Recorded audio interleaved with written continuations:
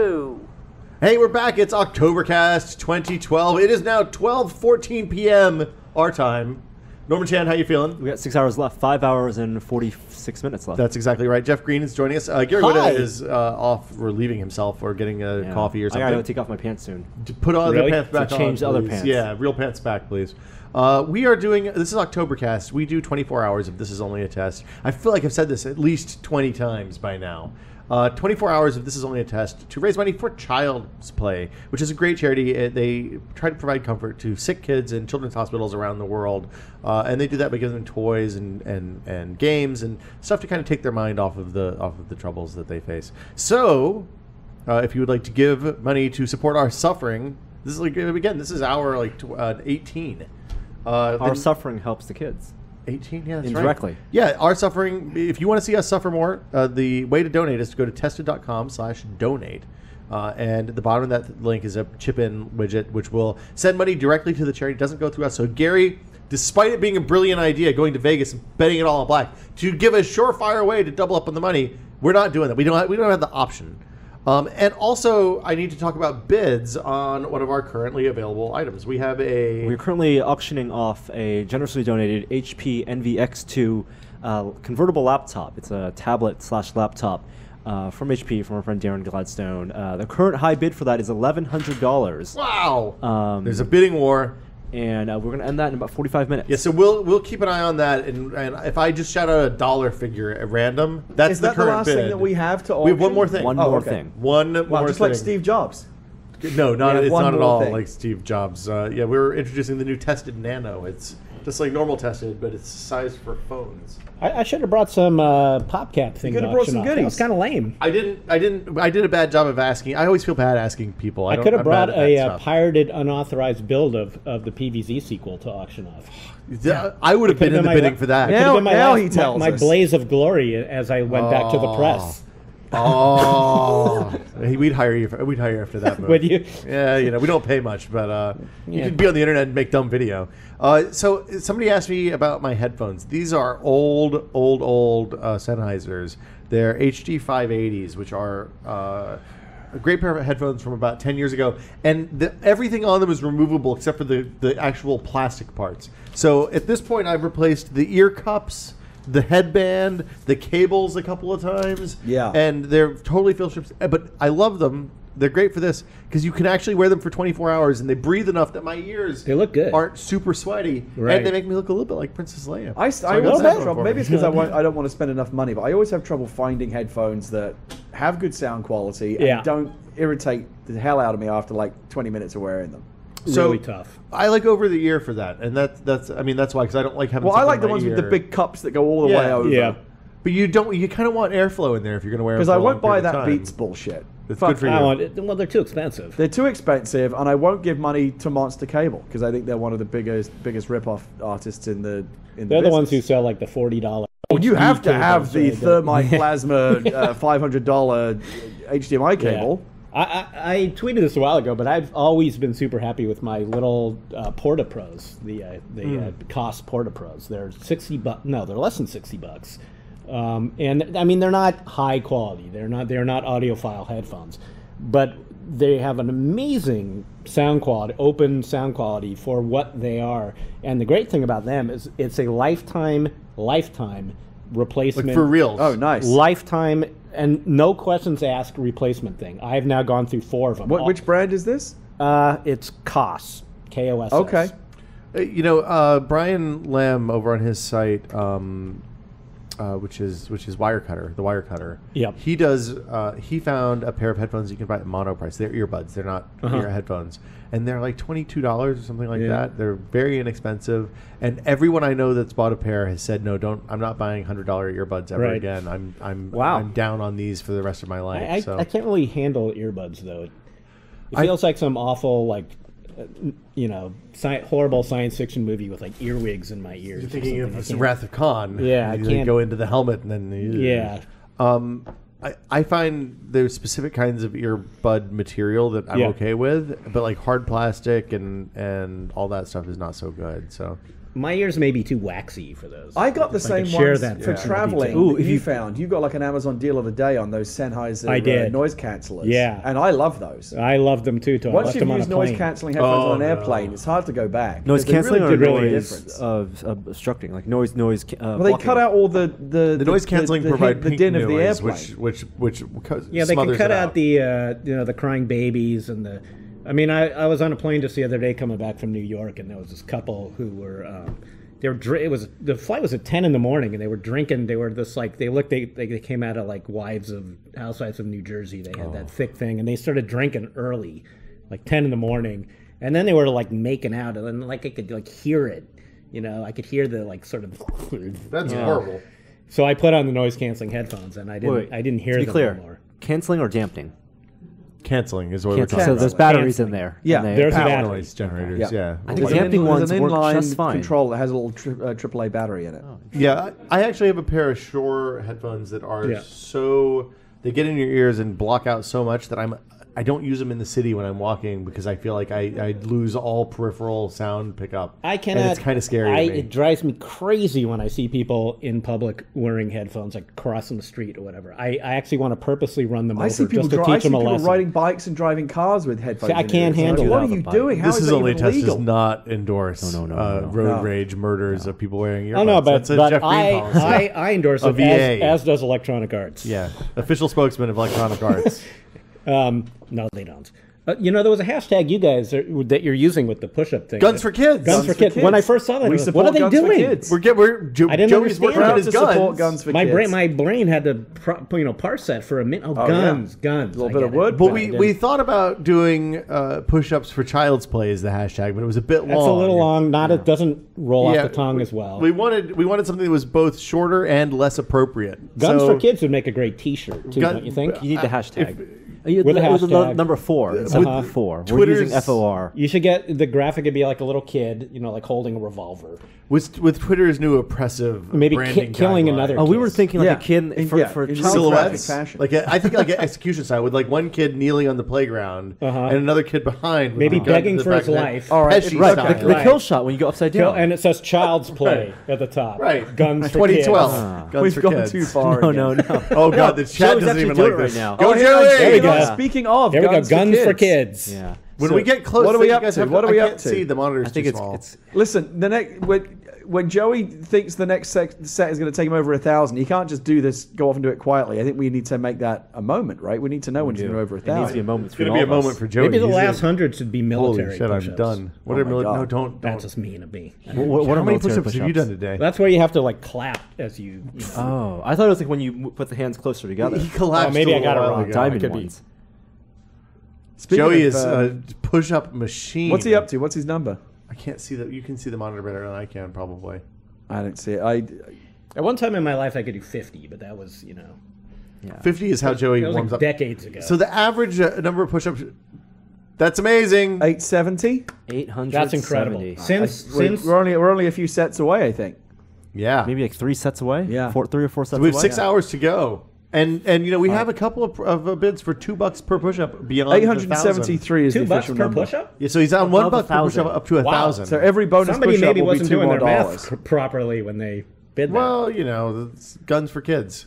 What I can tell you, Guns for since we're talking kids. about earphones, I want to make that T-shirt, that Guns for Kids. A little kid sitting in the hospital bed with giant arms.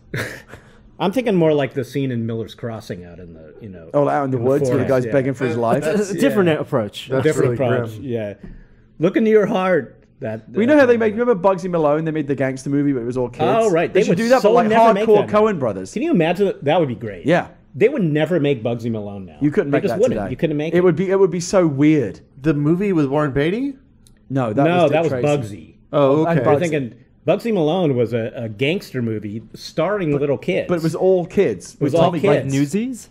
kind of like Newsies. But it also except had girls like dressed up like Featuring gangsters, Batman. moles, and stuff. So there's all kinds of it reasons all- why today it all would sorts just of be stuff. It would considered be creepy. icky. Right, it would be What- creepy. How young were the kids? They were young. Like That's- 10 that's- years old. It's not like Brick. It's where it's not no, like no. They were No, younger no, than no. the Like kids, kids, not high school kids.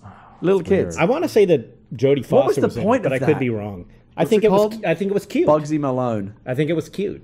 That, you know, Was it Jodie Foster was in Taxi Driver, right? Yes. yes, she was. She was like a teenage prostitute. You're right. That's a little Yes. different. Different tone. Because Yeah. Bugsy Malone was kind of like tongue in cheek, like you would think of a musical. Like it was clearly, and I think it actually was not real. It wasn't a realistic gangster And wasn't movie. it like There I were think it little was kids weird, shooting like each the, other like in the the head. Tommy guns that they had shot like custard pies. Right. It wasn't like an actual. Yeah, they weren't like actually getting gunned down. Right. In This wasn't cold Martin blood. Scorsese directing little kids, Right. blowing each other's heads off. God. Which I But would again, totally maybe pay to maybe see. that's now Gangs of what the we would Playground. want to see today.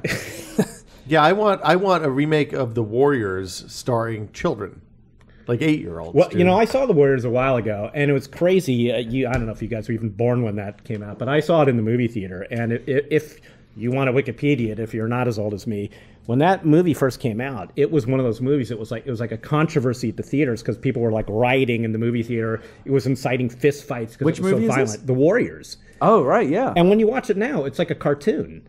Like it's not. It doesn't even feel violent. Like it's so clearly a cartoon. It's something you watch. It would be like the A-Team is clearly a cartoon, or like Transformers 3 is clearly a cartoon. I would say Warriors is even almost more Transformers than A-Team. I mean, it's clearly, you know, you've got like gangsters in clown makeup and stuff. Farcical. It's farcical. Yeah, it was very over the top. But at the time, it was considered kind of like The Exorcist or something. You know, which was another one at the time where Split pea soup. Yeah, is people the were sequel. running out of the theater screaming. Yeah. I saw my dad took my brother and I to see The Exorcist when it came out. How old were you? At the time? We were, was it 72, 73? We were like, I was like 11 or 12. That seems about right. It was about right. And what I remember was, you know, we were so scared going into it because we'd read all the newspaper articles of people running out of the theater screaming or whatever. And we were in there with my dad. Did they get and, into specific biological details about what happened to people when they couldn't handle the Exorcist? how people like threw up. You know, they were saying Okay. people threw up and, you know, were screaming. And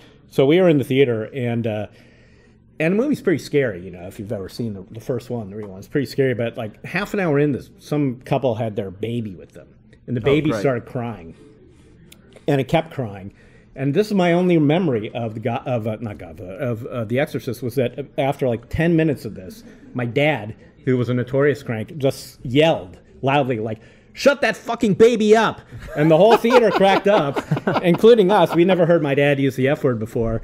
And it like relieved the tension of the whole movie theater to when then I wasn't scared the rest of the time because I thought my dad was a hero. That's funny. My parents brought The Exorcist home on Betamax VHS. or something? And I think it was like banned at the time or something. It could have been. So we don't have the First Amendment in the UK. Things can be banned. Right. And The Exorcist, I think it was kind of an underground thing for a while. It was hard to get. I don't remember exactly, but they brought it home and it had obviously had the same reputation. It's like, this is the scariest Yeah, film yeah. ever. Yeah. And it is pretty intense. It is, yeah. And my parents said, "Oh no, you can't watch this. This is for grown-ups only." So they made me go upstairs to bed. But then they proceeded to play the film downstairs at full volume. Oh, it's even scarier. And of course, if you know The Exorcist, one of the scariest things about it is the sound. Yeah. It's just horrible. Yeah. And it was even worse because my imagination was putting images with these horrendous sounds. And I think it affected me even worse. So is you the were just ghost up of in your father's room past. just freaking out.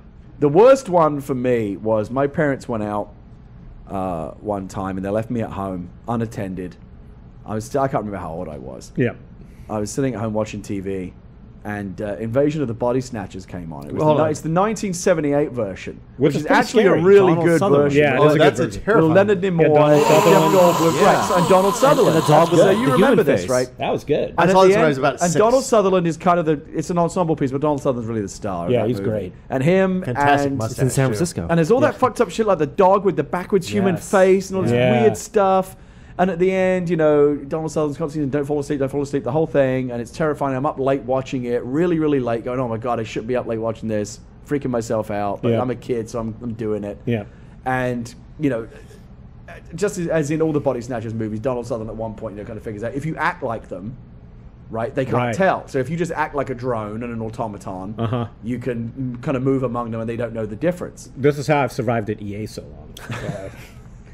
Talking about verticals. I love it. Sorry, go on. Wow. And so I think he says to like We the need a rim shot female button. lead, Yeah. you know, I've got to go in this building. I'm going to try and get something that we need, and I'll meet you back here tomorrow. And he starts acting like the drone, and you see him kind of go into the building, and the next day he's still kind of, you know, walking around being the drone character. And he kind of walks out back into the public plaza, and the female that he's been waiting for him to meet him there comes out and says, you know, oh, it's me, Donald Sutherland. Hello, we're supposed to meat here. And of course, what's happened is overnight he really has turned into one of the pods, and he does the thing where he goes, and amidst this horrific blood-curdling screech, and all the other pod people, of course, turn, and she screams. It's like, oh my god, they got him, and it's a terrifying downer horror movie ending. Yeah, and that's the end of the movie. Yeah, and not only is it the end of the movie, it's like 1982 or something in Britain. We've got 4 TV channels, and they all shut off at midnight. There's no 24-hour television. You remember in the same in the US, right? They would play the national anthem, and then the TV would just go off. So you can't decompress with Benny Hill or and so I watch this, and they don't even run the credits. They just say, and that's all from BBC Tonight. Good night, Gary. And I'm like, you've got to be fucking kidding me. And I'm changing channels, thinking there's got to be some, because that can't be the last thing before I go to bed. I need to watch something else. Sure. But everything is already shut down. It's like 1 o'clock in the morning. So bad. And my parents came home from this dinner party or something they had been to, like around 2:30 a.m. They told me to go to bed at like 10 or 11. They trusted me to put myself to bed. And of course, I'm downstairs on the couch, like with where are all the lights on? But now you're I just wouldn't go to bed because I was so terrified. You're scaring people with Walking Dead. To get me. Yeah. That fucked me up when I was a kid. I find that as a kid, leaving all the lights on the house, it does not help. It doesn't help. It does not help because if it's dark outside, having all the lights on inside means that they can people can just see you. The first time I saw Evil Dead 1. That was another scary one. The black and white one? No, the one they redid it. The Sam Raimi one, but the first one, not Evil Dead 2. Okay. Which one was actually scary. It's the same movie. I think a lot of people forget it was, 2 is where he sort of amped up the 2 he had a budget. 1 was right, and it was a little more tongue in cheek too. I felt like 1 was actually scary, and it's only years later that you realize that humorous element is there. When you're a kid, you don't pick up on that, and you just see the horror. Right. That's what I remember from when I saw the Evil Dead when I was a kid. I remember seeing that creepy woman who's like trying to get out from under the trap door, and the trees. The tree was pulling the woman really, apart. Oh my goodness! All the branches. Is that the first one? I thought that was in the second one. Will's tuxedos look like a ghost. Yeah, I noticed in the. I assume you guys have seen the Red Band trailer for the Evil Dead remake. It was terrifying. And they've got the tree. The tree looks like they're doing the tree again. They have the tree rape, except it's even worse. But they have some really gross. I don't know if I want to see it. I might be past that in my life. I find that horror movies kind of don't affect me a whole lot anymore because I know what to expect. Like at this point, after you've seen a certain number of horror movies, they just stop working because you know the camera moves and you know the sound, you know the subsonic stuff that they play to kind of fuck you up and make you on the edge, and it also they are largely ineffective outside of a crowd. They rely a lot on you sort of need dynamics. I almost watched Paranormal Activity 3 in bed last night on Netflix. I noticed they put that up there on Watch Instant. The first, I went for the League. The first Paranormal Activity did a number on me. I didn't like coming home to an empty house after seeing that movie. And The Ring fucked me up. The original Ringu or the Ring? Actually, the American one, which is really well done. Kind of creepy. But you know what scares me? I can deal with horror movies. I can't play horror games. Interesting. They're scarier to me. What's going on here? Food. Joey's like, my jaw. Get whatever push-ups. sounds good to you guys, and we'll tag on to that. Yeah, just get anything. I mean, I would eat something. We can do no burritos. Whatever. It's fine. That could be bad. Burritos is a terrible idea. Sounds delicious. When Norm says I want a burrito, what he means is I want some beans wrapped in a tortilla. I don't eat beans. Oh, you want rice and meat wrapped in a tortilla. Sorry. The NB, by the way, is at $1,100 still. We have nice. 28 minutes to go, so we're above retail price for something. We'll do something. I didn't know the Paranormal Activity movies all had one continuing storyline. Yeah, it's a continuing storyline. They all kind of tie together. Yeah. So it's like I Know What You Did Last Summer movies. And it's a very simple and clever premise in that that kind of found footage cinema verite thing always kind of works. It makes it feel more real. Blair Witch scared the shit out of me originally. Like the Blair Witch was scary, but it's scary in the sense that if you go camping, it would freak you out. But like Paranormal Activity is set in a bedroom of someone's house that looks like your house, and you go home and it's fucking freaky. Right. Actually, the only movies I've really stopped going to altogether isn't that funny really, but I realized I don't need to see another Holocaust movie. Like Schindler's List was kind of it for me. After that, it's like I know what happened. The Pianist was the one for me because that's by far the grimmest and most depressing of them all. I'm like, I get it. It was fucking horrible. Right, that's sort of where I'm at now. I don't need another one. I didn't need to sort of wallow in that experience again. It's not really what I go to the movies for. The Pianist is Pianist makes Schindler's List look like a fucking... It's bleak. Yeah. Bleaker than Schindler's List. Way, How is that even possible? I'm going to go and tell you a secret. I don't go to bleak movies. Well, see, that's the thing. I'm done with that. I don't. Yeah. I go to movies that are going to make me happy and have fun, because if I'm going to pay like $40 to go to the fucking movies, which is what it costs now, right? When you park and get popcorn and all that business, right? But probably more than that when I think about it. I want to feel happy when I walk out. I get so annoyed at the movies now anyway. I don't want to go to something that is going to add any sort of bad feeling.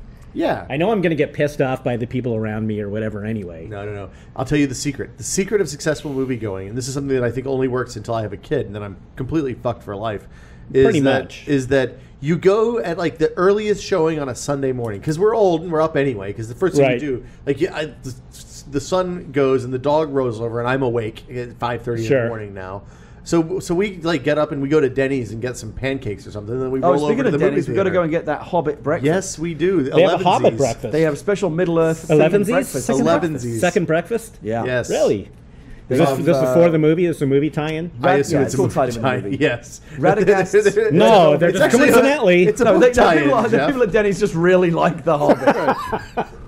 They're calling it the Halfling Special because they couldn't get the license. Shire sausage. Wait, seriously? No, it's all Hobbit branded. There's Hobbit Gandalf on the branded. menu, I'm sure. And so like you go in, they're going to Denny's give you and not a IHOP. blue cardboard sword for the kids, and we're going to be the only one. Well, no, you have kids now. We have cover for this kind of dumb activity. That's the whole point. Oh, thank goodness. That is one of the great things about having a kid, especially as they get older. It's like you get to indulge in all that stuff and pretend it's for your kid. Yeah. But but all I want to say is 10 o'clock. If you go to like hard R movies at 10 o'clock on Sunday morning, you're going to be the only one. Fucking nobody there, even on opening weekend. Even like parents with kids like that. They're not doing that. We went to see, I think, Inglourious Bastards at 10 o'clock on a Sunday morning. Yeah. And somebody brought their 6 and 8-year-olds in. They were gone within maybe 20 minutes. Yeah. Like as soon as Eli Roth started chopping people's heads off, like they were gone. They were out. Did they not read the movie description? I think maybe did they not realize they were in a Tarantino movie? It's like when I watched South Park in the morning, lots of parents brought their kids because the kids begged their parents. Yeah. And parents because it was a cartoon. We went to see the re-release of Scarface, and there were people that had like their 7 or 8-year-old kids. I'm like, what the Scarface, fuck are you I doing? think is pretty tame by modern standards. No, like, it's not. It's not really tame. No? You need to see that movie. No, again. it's pretty a long time. It is not pretty tame. bloody. Yeah, and it's and horrific. the language. And it may not have been Inglourious Bastards. We went into something. I was like, man, it is a really fucking bad idea to bring your kids into this movie. This is going to be funny. And then they trudge out in a huff 20 minutes So I rarely go to the theater anymore because you can't control the experience and nobody gives a shit anymore. Well, no one gives a shit. The beautiful thing is at 10 o'clock on Sunday morning, you can go to like Prometheus, and there's nobody the week after it opens, and there's not a soul in the joint. Yeah, I mean that was also Prometheus. Well, I like the idea of the 10 o'clock matinee before anyone, like the one that people don't really, they schedule it, but nobody really goes. And it's cheaper too if you go to the right theater. Oh, yeah. Which is also nice. I used to think too that like art movies, you'd be better off. Like, well, this is going to be a more sophisticated crowd. They know not to talk in the movies. They're worse. They are the worst. They're fucking worse. I'd rather go to like an action movie because at least I feel like if people are yelling whatever, well, I'm sort of in this like mass entertainment experience and I could go with it. Oh, it's not the hipster dude and like, oh, at this scene he was trying to do this and that. Did you notice that? Yeah, it's kind of that kind of thing. It drives me fucking crazy. Fellini and the guy, Dredd. Explaining the movie to his date behind him. Like, my God. yeah, we know. Well, there's two people that are responsible for that failure. What? The date and the guy explaining the movie. I mean, they should be fucking paying better attention or take notes or something. Yeah, my wife and I were at the Met Museum of Metropolitan Art. Metropolitan Art in New York City a week or so ago, and there was a couple that was on a date. Oh, we saw the Warhol exhibit, so we were seeing the Andy Warhol exhibit, which is fantastic because it's like the first time in forever you could see the actual Brillo, the Brillo boxes and the soup can. And it's great. It's a great exhibit, but it was just the classic experience of some blowhard fucking dude with his date he was trying to impress. And I swear, because you're walking through this to the gallery, and you tend to be going at relatively the same pace as all the people who came in. And there's a path. I could not get away from this couple and this guy. I never heard her say one word. He was just lecturing on and on his whole art Probably theory. a fan of you. Yeah, it could have been. Just wanted to be closer to you, Jack. I was just like, oh God, like don't ever let me be this guy. Like I don't ever want to be the guy like lecturing, my wife or somebody on like what my theory of art is. Like you don't fucking know anything. I like to go to museums alone. Yeah, because I find like everybody has their own pace through a museum. and like I like to go through the stuff and just blow right through the stuff I already know and go find some shit I've never heard of before and find out learn some fresh knowledge. Museums are tough, I find. I find it's really tough when you get to like serious classics we all know from, from our youth or even from cartoons or whatever. Like when I finally saw the Mona Lisa at the Louvre, it was like, well, all right. Yeah, I know that one. Like, I had no emotional reaction whatsoever. I mean, I haven't been to the Louvre, but I'm told the way that you're kind of funneled through there, it's not much of an experience. You're shuffling along the hallway, and then it's like a Disneyland and then you bank left, and that's it. It's museum land. You don't feel like you're. And the weird opposite. I don't know how it works, but I guess it does. You go to the National Gallery in London, and you walk into a little room that looks like just one of the many other little rooms that have paintings on the walls, and you're this far from Picasso's Sunflowers, and it's just hanging there on the wall, and there's no rope, there's nothing, it's just right there, and it's like, holy shit. Yeah, and the weird thing when you go to a museum like that is you totally have that like putting your hand in a fan feeling. Marty wants to do it. Right. You get up to these paintings and you're just like, God, it would be so worth it just to go. And people, and every now and again, someone does that. Though you see that crazy person on the news. So they have a guy in a suit in every room. Yeah, there's ninjas in the walls. Yeah. Do you ever have this feeling? Every once in a while, maybe it's just me. I don't know. Sorry, Van Gogh's Sunflowers. I was just correct. You're the clubber of baby seals. Clubber, do you ever have the feeling when you're just like in an office or something, or in some quiet place, of like, what would happen if I just totally lost all self-control? Just like, uncontrollable farting? Just like ripped off my pants and just... Well, that's why we've often fantasized about having that 30-second TiVo button for life, where you can just like tell someone to go fuck themselves or slap them in the face and then hit the button. You remember the satisfaction of it, but it never, as far as I can tell, it never happened. Could your brain actually... Could you become that person? Let's not. No, we're not going to go into your metaphysics. I just wonder, like, how much are we in control of our actual, of our self-control to not just like do something horrible in the spur of the moment just because we couldn't help it. I like to believe that we're 100% in control of our actions. Like sometimes I just want to like, I don't know, like problem with America, lift my shirt up and do this at my boss or something. And like, the fact, stopping me from, sorry, you never wanted to do that. Ladies and gentlemen. Is this something to look forward to? No, this is just me. There's nothing wrong with wanting to do that. The fact that you don't, that's your self-control.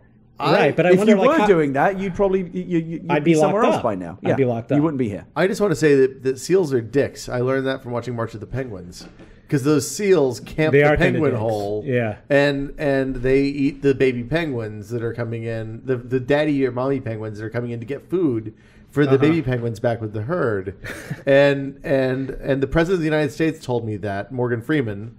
Because he narrated that fantastic movie. And he knows everything. Yeah. You believe what Morgan Freeman says. The only good thing that comes Thank goodness out he of doesn't sell insurance. Camping the hole is that the killer whales camp the seals that camp the hole. So it's like a video game metaphor. Right. And that's why it's okay to club baby seals. It is okay, and I'm endorsing it here. They are dicks. Seals are dicks. Yeah, fuck seals. That's my fuck seals. That's my. But we love kids here at OCTOBERKAST, which is why we're doing this show for child seals or sea lions. No, seals. I did. Cool. This is sort of one of my like undershirt things. Like I don't normally take. To sleep in. Walk around this or sleep in it. So it's something you bought thinking it was a good idea at some point. It was actually given to me by a guy at PAX, and I thought it was a hilarious shirt. So I wear funny shirt. But every once in a while, I am in public and it's like hot or something, and I'm like, depending on where I am, it's like, I can't take off the outer shirt. Well, it's too nasty. Like I was at some event in Berkeley, and it was like all these hippies are gonna kill me. Yeah, nonviolent hippies are going to truly you to death. They're gonna club me to death. You could have taken off the inside shirt. They'll get the baby seals and kill you to death with the baby I'll be seals. Clubbed by bongs. Clubbed to death by hippie bongs. No, you didn't. All that bong water, and then they turned your head into a bong. That turned my head into a bong. Yeah, a skull bong. Oh, is that from that Evil is a Bong great 3? idea. Is this something you learned from Patrick Klepek?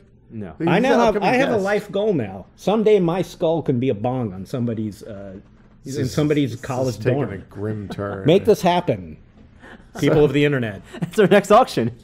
This head we can auction off for sale. Is this available now, or is for there a some skull sort bong? of in the No, future? not now. No. I mean, we can take it today. They can have the Peppercora papercraft model to hold on to until the. I don't want to be a human living bong. Your place. Because first of all, where would you smoke out of? That's a little You gross. could knock a hole in the top. There are a lot of holes to choose Well, from. the thing is, though, you think about that guy that had the spike drive through his head. Right. We could just do that with a tube. Yeah. You'd probably be mostly intact. Uh-huh. And then, it opens into like your sinus cavities and your mouth is there. You'd have to fire and water would have to go in somewhere, I guess. We I don't need know Adam exactly how this Savage back works. to investigate this whole thing. Yeah, like what I'd want to know is like if my human skull was a bong, would I get high too? Really?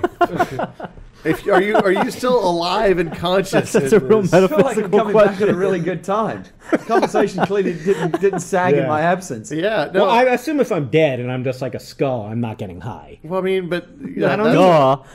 I don't need to. I'm But dead. I mean, Do you feel like in the ways like you want to donate your organs to science that you'd be okay with someone after your death? I mean, what do you care if they wanted to turn your skull oh my into a god, bomb? what a great way to be immortal. Like you'd be cool forever, right? Nobody's College- ever going to throw out the skull college bong. kids for generation would be We'd be like, getting this- high this from dude- my this skull. dude is So would you fucking have cool. rules attached to it? Would you be like this is only for the owner of this dorm room and it has to be passed down from year to year? That I a like that sacred better. treasure. I don't think it should belong to one college kid. That's not cool. Right, it should always be for, like, a This should 22-year-old, 'cause belong- that's- Like maybe the dorm, like I was in Freeborn Hall at UC Berkeley. That's where I was Okay. my freshman year. I didn't know that there was a kind of the and heritage. for this. that should just belong to Freeborn Hall, like floor 6. Okay. They get Jeff Green's skull. This is the floor bong. Is my skull.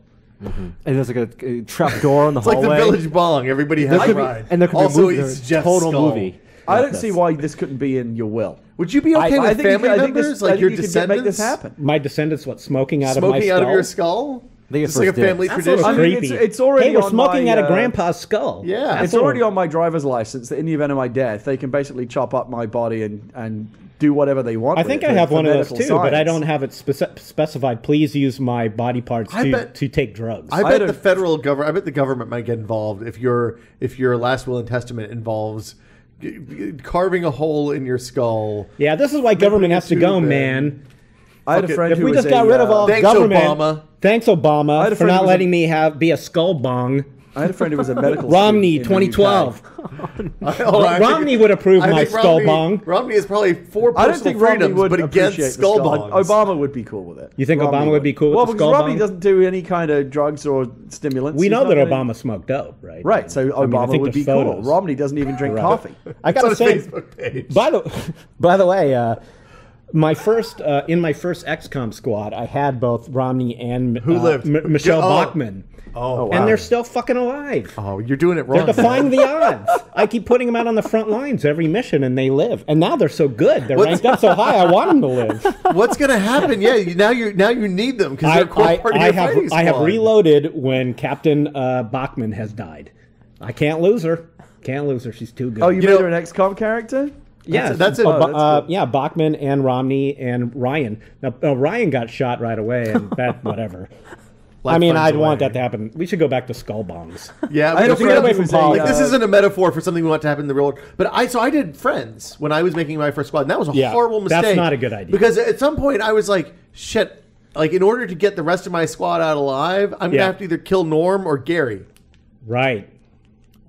What did you do? What did you choose? Fight each other. I couldn't. I loaded a save. You loaded a because save. I wasn't. They were Right. both pretty high level. So you know. It's a very simple but very smart touch by letting you name those characters. It's you, so you great. develop an attachment to them. Every once in a while, I won't name them, and then they're just the red shirts. Right? I'm like, I don't care if this guy dies. I know this is a good. I accepted the mission, and it was very difficult, is what it was ranked. So I know some dudes are going to die, and I'm not naming them. So then I have no emotional attachment. well, the thing is, you don't name the red shirts. You name the people Right. once they get up past a certain level. Then they're and real. then you have fodder. Yeah, exactly. Yeah. The rest are just go to it, boys. They're the dude Good that you luck. send in to see if it's like sectoid commanders in there or that hologram thing that's not real hard. This game is awesome. It is. So awesome. I tell a story every single mission, and it's the kind of game I could play one mission a night Yeah. and just be totally happy, and then put it down and come back. That's the next how day. I'm playing it too. Yeah, I was talking to Darren before I came on, and he was saying that now that he's a new dad, he's discovered that this is what turn-based games being a father, that's where turn-based games really come in handy. Who knew turn-based games were for old dudes? Right, because you could take a turn and then go change a diaper and then come back. And you can't do that when you're on a WoW raid. So if you or Dark Souls or any of the kind of like the hardcore games for the kids, if you want to make a bid for the HP Envy X2, how much longer is that going? It is going for like 12 more minutes, All according to my clock. Maybe 13. We're going to keep going until Gmail timestamps. The last bid has to be timestamped before. I have 12 minutes to do the curly 1 o'clock p.m.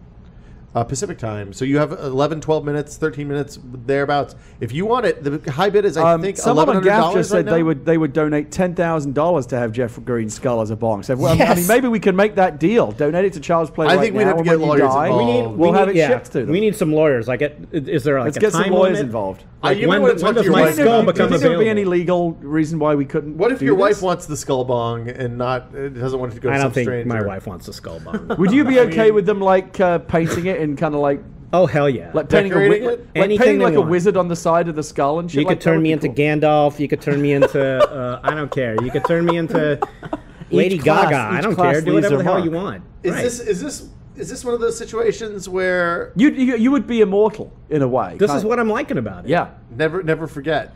Right. And but the pass on is the key. I kind of feel like there's a business. This here. guy used to podcast. Well- Now he's my bong. Well, and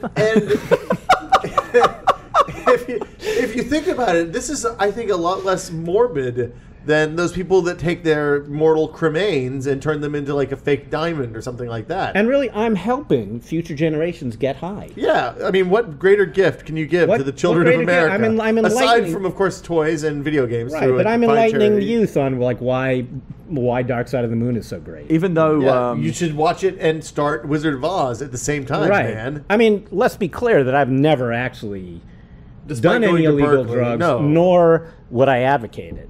When I'm No. talking about a bong, I mean it's like a decorative. It's for smoking tobacco, Smoking flavored tobacco, tobacco, right. which probably will be illegal by the time your head is a skull, Actually, probably skull bong anyway. Oh, so but, actually, you probably should have smoked pot. yeah. So- since tobacco's going to be illegal. Yeah. even though I signed the thing on my driver's license that Yeah. says you can have the whole cadaver. you're reserving the head. For no, well, purposes? I Are had you a on friend. board I had a with that friend bong in. thing, too? I had a friend in the UK who was for a medical student for a few years we're before he gonna go to decided it jail wasn't for for him, and he this. went and got into the games industry. But he Yeah. went through the first 3 or 4 years of medical school in the UK, and told me some pretty gnarly stories about what happens to those cadavers that almost made me.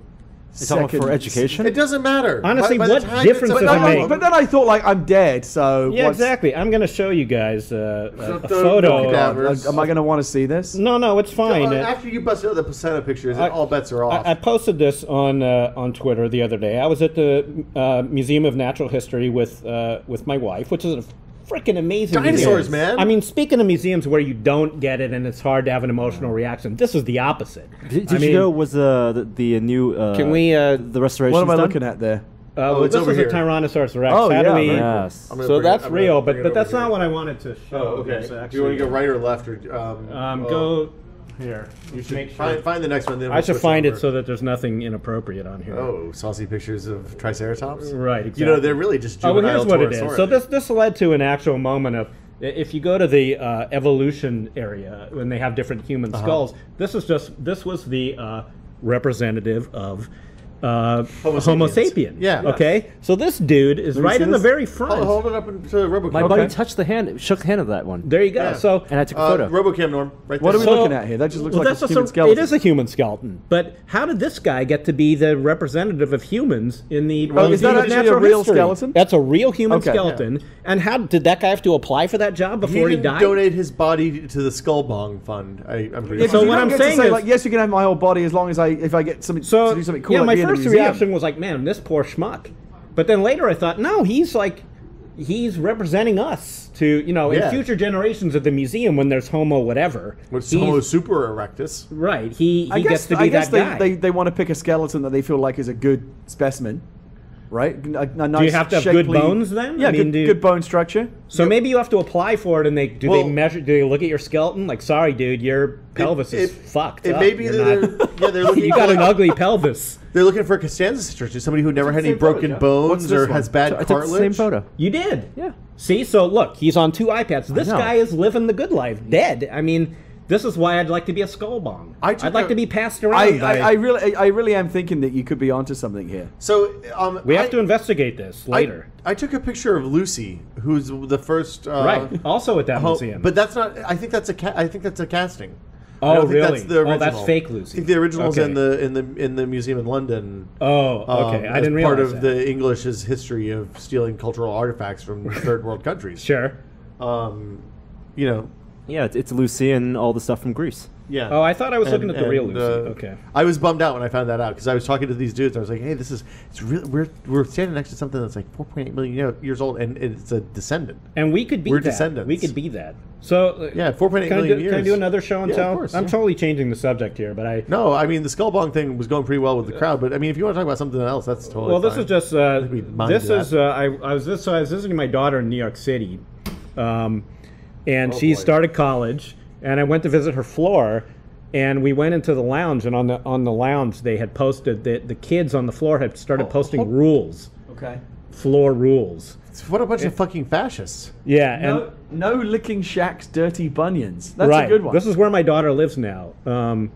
They're not all funny, but there's a couple in there that are like, I got to take my kid home. Don't hide So- dead animals. Stroke burnt cheese in the wall to the left. One over is just there. a Did this start as hashtag. Mad Libs? No, what's one the is a hashtag? hashtag that just says chocolate or poop. I like the one. I think there's like where this is clearly going. like something a serious sentiment behind it that just says no pressuring mothers. What it Yeah. started out as Said no pressuring others. and someone there's- added an changed it to M. no pressuring mothers. I see. Yeah. There was Just one in squeeze the there. M in Oh, there. what was it? There's one about don't shave your balls in public, right? Isn't that in there? That's good advice. Maybe I just agree. made that up. Be careful where you throw up. Always good advice. That's good advice in the college dorm.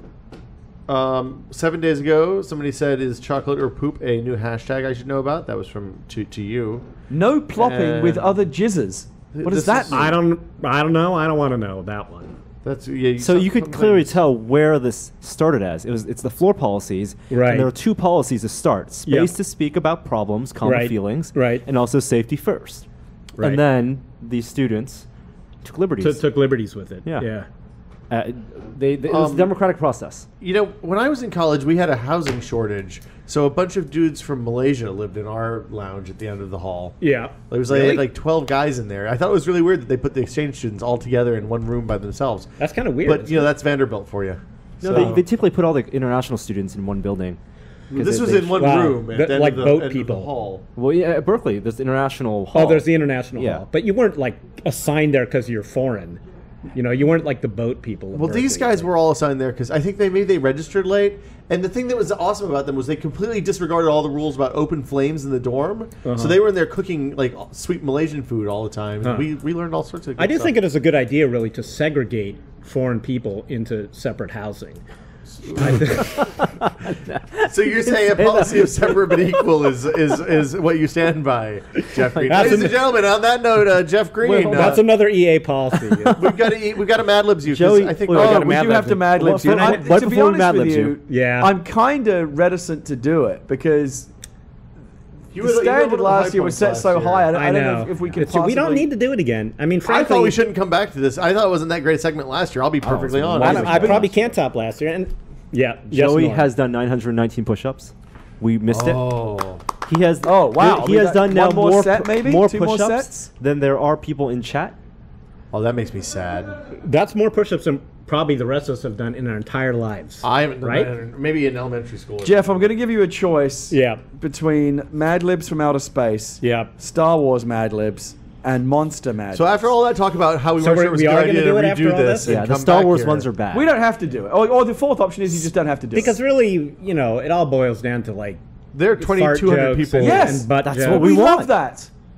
All right, we could do it. The last few okay. people have kind of, I think, played it a bit safe. And Dick I and really fart want like a jokes. good Why do you fil- I play really want, Mad really want a Libs good safe? filthy What's the one. point of Oh, that? yeah. one? Some- No, people it have needs stuff to to be lose. filthy. Are you trying to create art? When We you had do a great safe one Mad earlier Libs? that was all about bed bugs invading Norm's asshole, and That's Will, my kind of Will Mad was Lib. was a fluffer on a spaceship. It was fantastic. That's right. Oh, so I Yes. can't use the word fluffer. Our It's next been guest done is now. here, so if we are going to do this, we have to go fast. Let's do it. Fast, let's fast, just fast. pick. I never did the curly thing. Yeah, by the I way. think I'd rather see the curly for $10,000. I mean, that seems like a much curly? better. Wait, what is that? the- the Three Stooges curly. Right. Oh, band. do you think you can do that? I don't know if I can. I'll be honest. I tried practicing this at home, and I freaked out both my wife and my dog.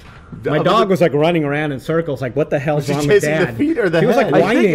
I think it's tougher than it looks. It is tougher than it looks. I think found you need out the right kind of surface. I'm actually not 9 years old anymore. I think found that carpet out. is not the right place to do this on. You're right. but I think will you get should try massive- it anyway. However, I have a backup. We have some cardboard over there. I need my what's your backpack, which I backup? think is back in the other room. Okay, Well, so- where are you going to do it? I can do it sitting. It's a different stunt. I used to do this in junior high. Well, maybe we should do rather than just do the same gag from last year. Maybe this, I think we should up the do a ante. new gag. Great. This is a gag. Awesome. That's it. This is Joey- a gag. This is the thing that got me sent to the principal's office the second time. The All first right, time I'm liking where this is the going. first time I got sent to the principal's office was when I put my jacket over my head and zipped it up. This was in 7th grade Spanish class. Okay. I zipped it up over my head so that it looked like I had no head. And then I took out my hairbrush and was like brushing my invisible. That's It's like good. a 7th Yeah, grader that's good. gag. I got sent to the principal. Principal's office for that? Really?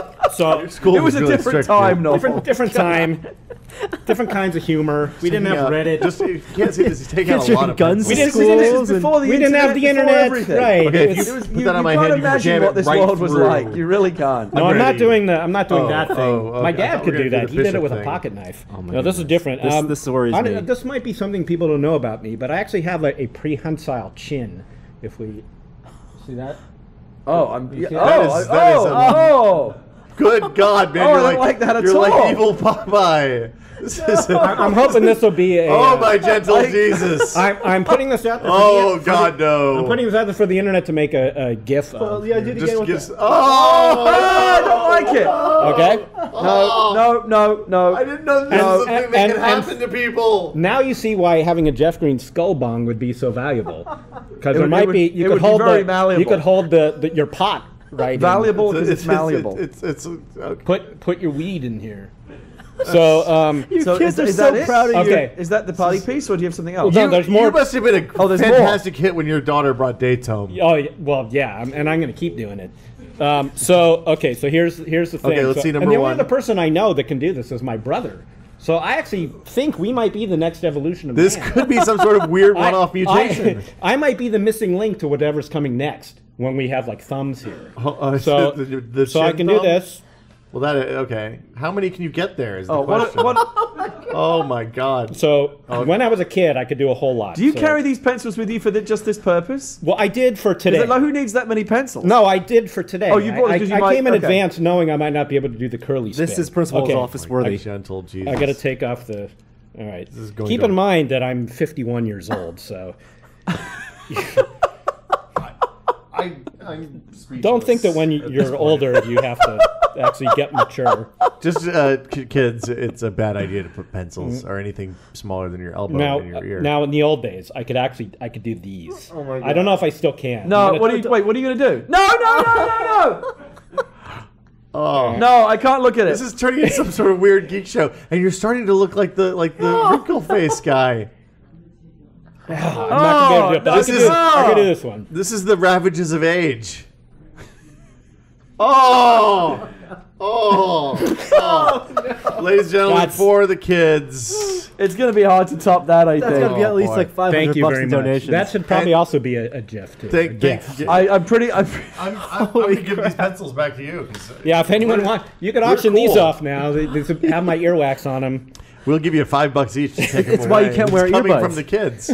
It's why earbuds are so uncomfortable. Jeff Green, You're right. It is always a pleasure. Jeff, sir. you never disappoint. Yeah. Thanks for having me. 2 guys. hours of glory. Thank you for making this 2-hour block. Yeah, thanks for Very having me. You know, really, painless. I'm honored to be here, and you guys do a great job with this every year. And I'm sure Child's Play. I know Child's Play totally appreciates it, as does all of us who support the charity. Right. And to So cap it bravo all, to you're you even going to guys. donate some money on the way out. I'm going to donate. I'm not. That Good was of you not not a to joke. forget I'm that. going to donate I'm not gonna- $100. wasn't gonna let no, you you forget. should actually hold. I am going to. I'll we take a can screen see. cap of my credit card information. Yeah, just post that on the to internet. prove People will it. take care of it for you. Yeah, you guys will be cool with that, right? No Yeah, one will actually abuse that. We won't tell anybody about Okay, that. It's great. Trustworthy.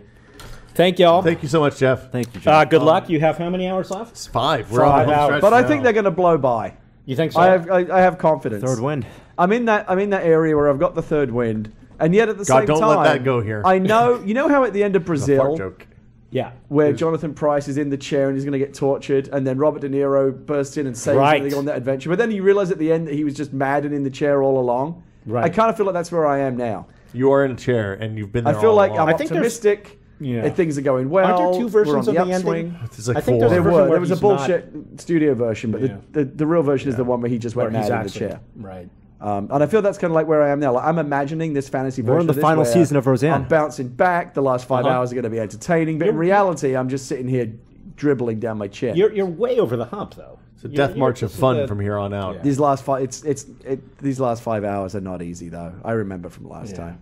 Well, so congratulations on being an impending father. Yeah. Yeah. To you and your wife. January. Gary, you're hanging in there as a new dad. 4 months and hanging in there. She's got a cold at the moment. She's all sniffly and it's sad. I'm glad that you finally named her Cthulhu on the internet. Yeah, well, you know, was a good name, it was a Cthulhu. long. That's why we were reticent to announce it for a long time, but we Uh-huh. felt like Cthulhu was because You it's didn't want to gender be the hippest kid at neutral. school. It doesn't place her in a gender box. Uh-huh. She And Norm, obviously, it is your mission now to impregnate a woman. Yeah, Norm's next. Clinging on to my 20s. You don't want to. He's getting a That vasectomy doesn't- hey, immediately you don't have following to be a dad. Oktoberfest. You don't have to take care of the kid. You just have to impregnate someone. That's- Oh, yeah, it was more father just advice impregnate from, the Another from the EA internet's tip. dad, Jeff Green. EA's director Impregnate the of, ladies, of, guys. of illegitimate children. Jeff, always a pleasure. Always a pleasure. Thank you, you. sir. We'll see you See hopefully you- next year if you can Yes, come back for more I'll abuse. Be back, unless I'm somebody's skull bomb.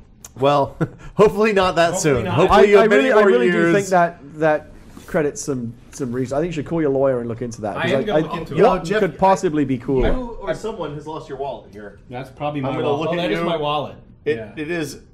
That's my wallet. That is Thank you. you. Yes, Thank you. I was just confirming. When I do come back, I will have information for you on skull bombs. We will. Yeah. I'm going to consult. This The is- people want to know. All right. This is not the end of this discussion. This is Thank you, sir. This is the beginning. Thank you. All right. Jeff Bye, Green, guys. ladies and See you, gentlemen. Jeff. Bye, guys. The internet's Jeff Green, EA.com's official representative. What a Topic of national skull treasure that bongs. man is. I'm disappointed he didn't do What a the curly delight. spin. I feel like we were kind of robbed after that conversation at PAX. I mean, I'm Norm. You look a little frazzled. He at did this something point. terrifying. He did I something didn't like it. unnatural. I had to it look was away. unnatural. You had know, to it look was like away. the wrinkle face guy with no lower jaw. The chin The thing pucker, alone was man. disturbing enough. Yeah. But when he started sticking pencils in his eyes, I wasn't prepared. I had to watch the low-res monitor. So we are into hour 19. This is the start of hour 19 of Oktoberkast. Also, the previous auction has ended. The previous auction is done. Oh, The so how winning did that- how bid did was that end up? $1,100 for Jacob Arthur. Congratulations on your HP NVX2 $1,100. Oh my Ryan God, look Block at this. is coming Hi, from Ryan Block. Sightglass Coffee. Oh, you are right on a hero, time sir. and armed with a I tray of got something your, that I think your I'm very message pleased about to 3 see. minutes ago, so we might be a little bit late. Yeah, I just went ahead Thank and you, I sir. just got I'm you gonna pass. guys I'm going to pass these down. You are a lifesaver. single origin Costa Rica. Oh, you're a Wonderful. great American hero. hand dripped. sir. Artisanal- Artisanal coffee. Yes. Loving it. Thank Well, pull up you a very chair. much. There's some headphones there. We're live on the internet right now. If you're just joining us, it is Oktoberkast 2012. This hour's Oh, guest. you're in my ears. Oh, am I too loud? I'm sorry. No, I didn't you're- turn it. Okay. I'm just kidding. This hour's guest is Ryan Block of Gadget, Engadget, the internet in general. San Francisco Giants fan, waving the flag. Go You know, there's a Giants. game tonight, I hear. How do I turn this volume down now? I can turn it down right here. I'll You're just really talk hot. very Yes, you guys are gonna sleep right slowly. through this game. I think Unfortunately, that's- yeah. is that I mean, down I'll try for to you? stay awake, but I don't think it's going to work. Is that where we're going down? Starts at 5. Still too We'll hot? Start at still be 5? podcasting. I can't remember which Oh, number okay, it's at. we'll be an five, hour yes. into it. It's been a while. Oh yeah. Is Better? it here or are they back No. in This, Detroit now? this one's Detroit. Okay. Yeah. I was at that first game. What do you think's going to happen? Well, you never know. That's the magic of baseball. Well, that's what I'm asking you for your prediction. Volvo songs pitching. my prediction sweep. You think so? I don't know, maybe. Don't you think? Those first I've two been games- thinking about. I don't want to I'm jinx it by rough. starting. I'd be saying okay if they don't come 5. back. Yeah, I know. It's I don't want to I mean, jinx the it. first game was pretty convincing, right? I would be game okay was. if they Second don't game come maybe back. less so. No, but the second game was good considering who was pitching. So let's do some brief housekeeping. If you want to donate to Oktoberkast, the charity we're working for is Child's Play. They give kids, sick kids, toys and games to give comfort in difficult times. The address to do the donations is at tested.com/donate. I'm sorry, I'm having a little bit of trouble with the words now. This coffee is wonderful. It's good stuff. Just Really what we good. I'm needed. glad you It is. At It this is. late hour. I've been into the Black Blood of the Earth, which if you've never had before, is an interesting experience in concentrated coffee. So it's more for effect. Black blood of the earth. Distilled. It's Serious it's business. distilled, cold brewed, vacuum distilled coffee. So the Hello. idea is that a guy named Phil Broughton over in Berkeley makes it, and he because it never feels heat. you don't have kind of the bad Can I things that open happen. Yeah, go for that. I think Norm's already had a little bit of that. So We have We're not we gonna have have it in. we have We fresh we have a ones little in the shitload in the fridge. fridge. So Phil sent over a whole batch for us to keep us going. And frankly, I'm scared shitless of it because it's super concentrated and like 2 vials is enough to carry me through caffeine. So how many milligrams of caffeine are we talking about? 50 in that, I believe. Is that correct? That's pretty good. So you're looking at a pretty good Yeah, that's black like a cup good of like size gas of station black. coffee. Yeah, exactly. Yeah. I mean, that's not 50 milligrams. Is not like gonna stop your heart or anything. No. No. The dangerous thing is the volume of per gram of caffeine is a little bit low, so you can actually get close to kind of maybe not toxic limits, but making you feel really bad limits if you drink too much. And since we do this for 24 hours, it is an exercise in pacing yourself, is what we've learned now. Well, deep into our second use that. year. Maybe spike it a little bit with This some is of the. no, I wouldn't. I'm not going to. This is touch it. wonderful. All right. I'm glad. And you carried that like 4 blocks under a bridge. It's kind of scary. No, that's not bridge. true. I drove. Oh, you so drove. I Okay. stopped by there on the way over here. so So Where is you know what I where did? is this I carried place? it Sight from- Glass. Okay. It's 7th and Folsom. Okay. Yeah. It's right and then Actually, right I shouldn't have and said then that. like Now 2 the blocks. secret's going to be out. Everybody, it's pretty good. It's the guy who runs Twitter and Square's coffee joint. What, Is that right? He's just an investor. Okay, but he wanted a coffee shop, and the story is the story may be apocryphal, but it's well known. So I assume. I assume it's true because I've heard 15 people repeat it at this point. But yeah, they're right down the street from us, and it's interesting because normally you go into a coffee shop and like I don't know if the margins on coffee shops are that awesome because frequently coffee shops are in very small places that are maybe a little bit out of the way and inconvenient, and it's something you kind of trek to because of the experience. And Sight Glass has a really awesome location. It's a huge space. They have nice bathrooms, which is unusual for a coffee shop. That is very unusual. You can judge any establishment by the quality of its bathroom. I've thought about creating a Yelp Four account Seasons.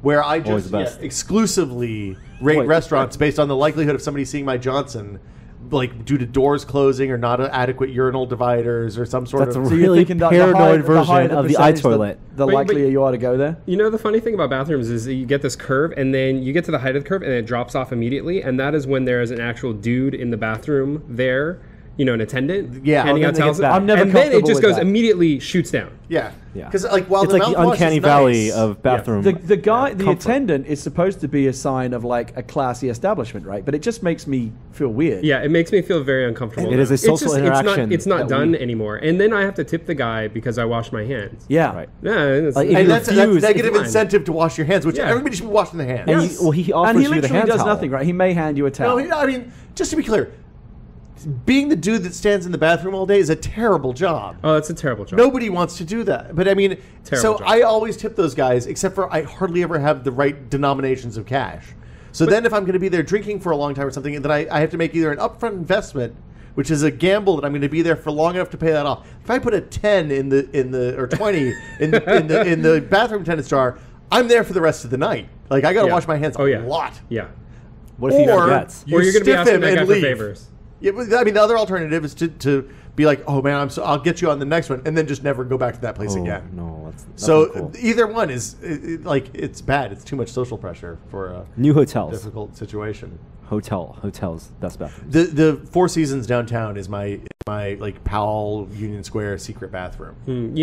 I've still not fully understood why America has not embraced the Japanese bathroom style of everybody gets their Like own squat stall. toilets? No. Everybody Oh. gets because the squat toilets are not all over. That's only in like kind of older Japan. Okay. Everybody gets their own stall, and there's always some kind of audio playing. Like that's the audio nice. makes it makes it so much more comfortable because you have to like you don't have to be self-conscious. How are we talking about bathrooms? Well, it's Oktobercast. It's what we do. I was in, it's so much more comfortable and freeing. Now, are the to just stalls use fully the divided? restroom. Is it Not all of them, but floor like to they ceiling? really try to. Yeah, I was in mean, New York City recently, and I thought a nice touch. I don't know if it's all over, but it certainly is in like at JFK. All the urinals have the little fly that you get to aim Yes. at, which I thought was quite. I never nice. understood that. What is that? Well, I mean, usually if there's a physics. fly on the urinal, you like to try and get it. That's with your stream. optimal This is my bounce. very first website. My first website was to go around and take pictures. This was before phone cams of the insides of urinals, so that you could look at the many. There's ultimate product diversity in urinal design. There's hundreds of urinal designs, and they all have a different ultimate aim spot. pretty for minimal sure- splash. I'm pretty Are sure you sure Adam you wanna has be tested admitting to this. this? Yeah, it's like this is actually. I'm pretty sure something you did. Mythbusters have tested this, that where the fly is, based on the average like Stream strength and volume.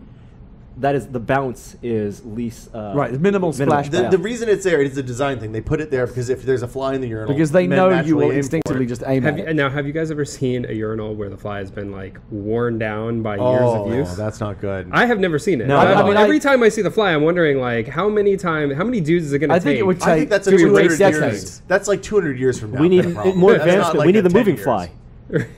But that would be Right. that would be a sign of a successful fly. And then the mark That of people have been No, the sign of a aiming successful for. fly is the clean floor.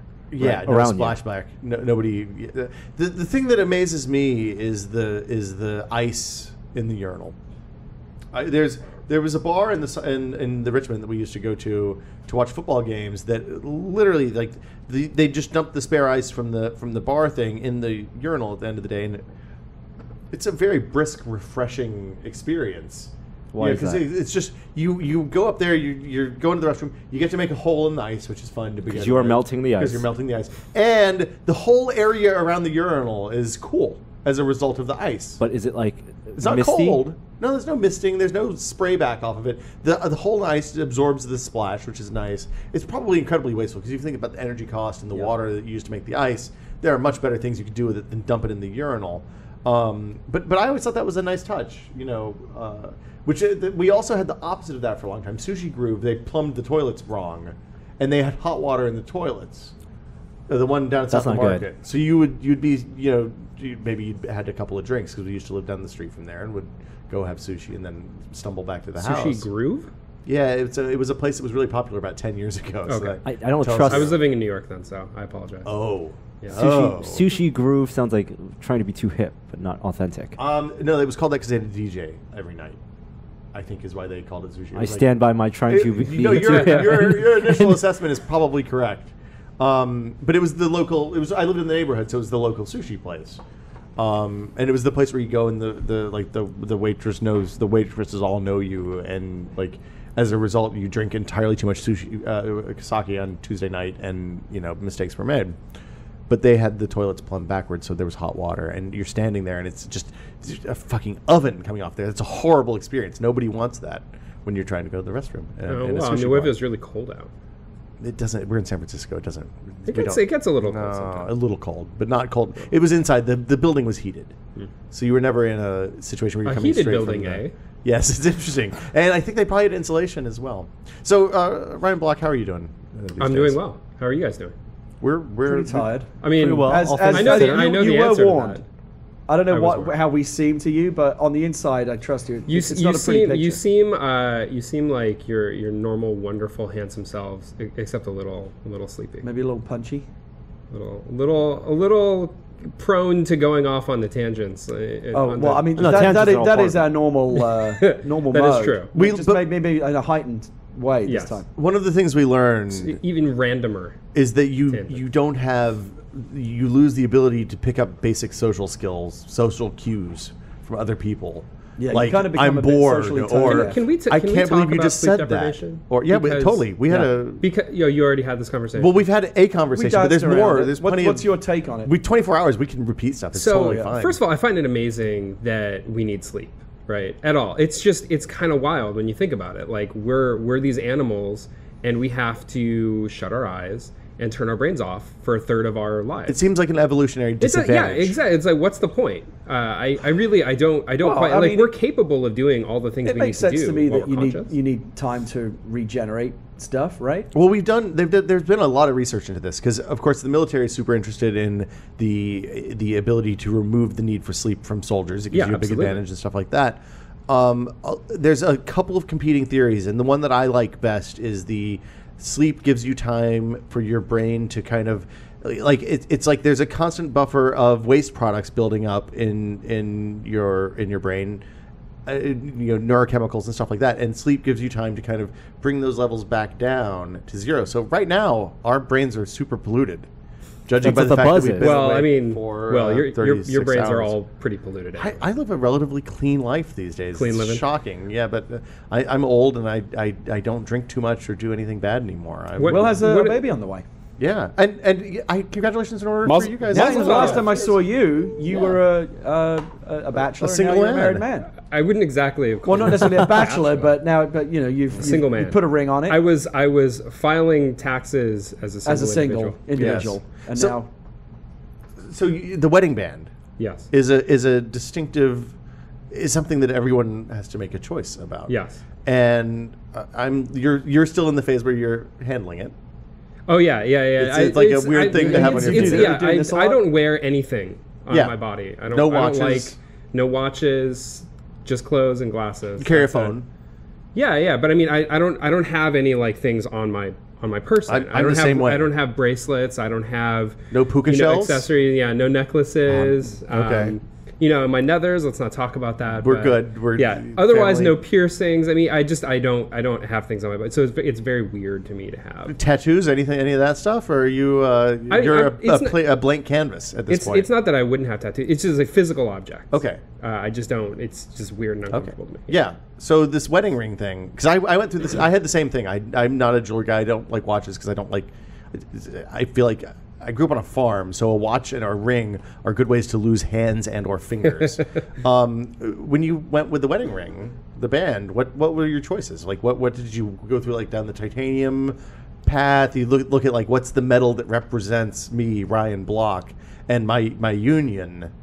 Or did you just go and like, let's pick something cool? That's a really interesting question. I still want to talk about sleep deprivation, but we can come back to that. I'm gonna put bounce that in back my up. pocket. Okay, let's the put wedding that band conversation in the pocket because this is No, an no, intensely no. personal conversation. Oh, you're put sleep Wait, deprivation. pick one. It's fine. what's the I'll longest go- you've gone without sleep? I don't know, maybe a day and a half, something like that. It's like 36 hours. Yeah, I've definitely tried fasting before. I think fasting does all kinds of wacky from a things. food situation, not from sleep. Yeah. Like if we're talking about like deprivation of like things that you need Yeah. to live, I've fasted for 5 or 6 days before. That was pretty wild. Just I got- drinking water just and for- just sugar and just stuff like water. that, or just water? Okay. Just water. Yeah, I was taking out fluid. I mean, you can't You not would drink die, water. yeah. You die. It would be very bad.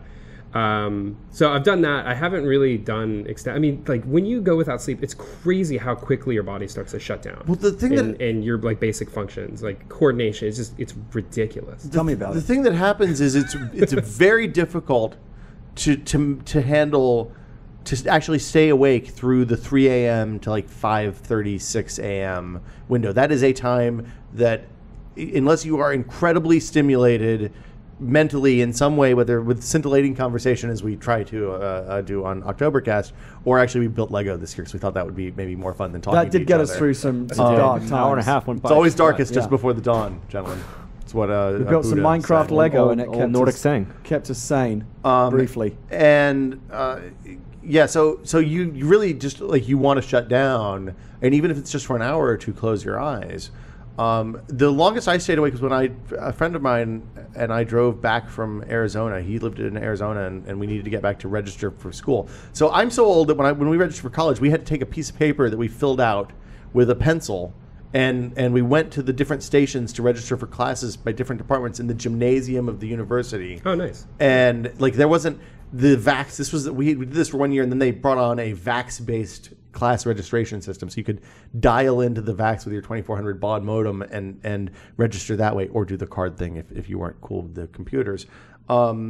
And the like we had to drive from Phoenix, Arizona to Knoxville, Tennessee, and we had I think 32 hours because we were supposed to leave a day earlier, and we ended up being really and having terrible hangovers, and it's not a good. You don't want to start a 2,200 mile drive with a bad hangover. So we were just Those like are the most interesting drives of all. if we just don't stop, then we can do this in one shot. We just have to sleep and drive and sleep and drive. It'll be easy, no problem. It was a really really dumb idea. And about 4 hours into the drive, leaving Arizona in August or early September, the wire between his car CD changer and the head unit burnt through because it was hot. It melted. There was a short. So the CD changer stopped, and the only tape we had was U2's Joshua Tree. Oh my god. So driving through New Mexico and Texas at like 1 o'clock in the morning, all you have are like numbers stations and Navajo chanting stations and crazy scary conservatives like talk radio, and then That the would actually fucking be Joshua very tree. stimulating, I think, to listen to. I mean, nothing would get my blood pressure up more. So that worked for a while, but then you max rage, you hit peak rage, and you have to find something else to do. So we put the Joshua tree on, and I'm going to tell you, you can really only listen to this Where the Streets Have No Name so many times before anything is better.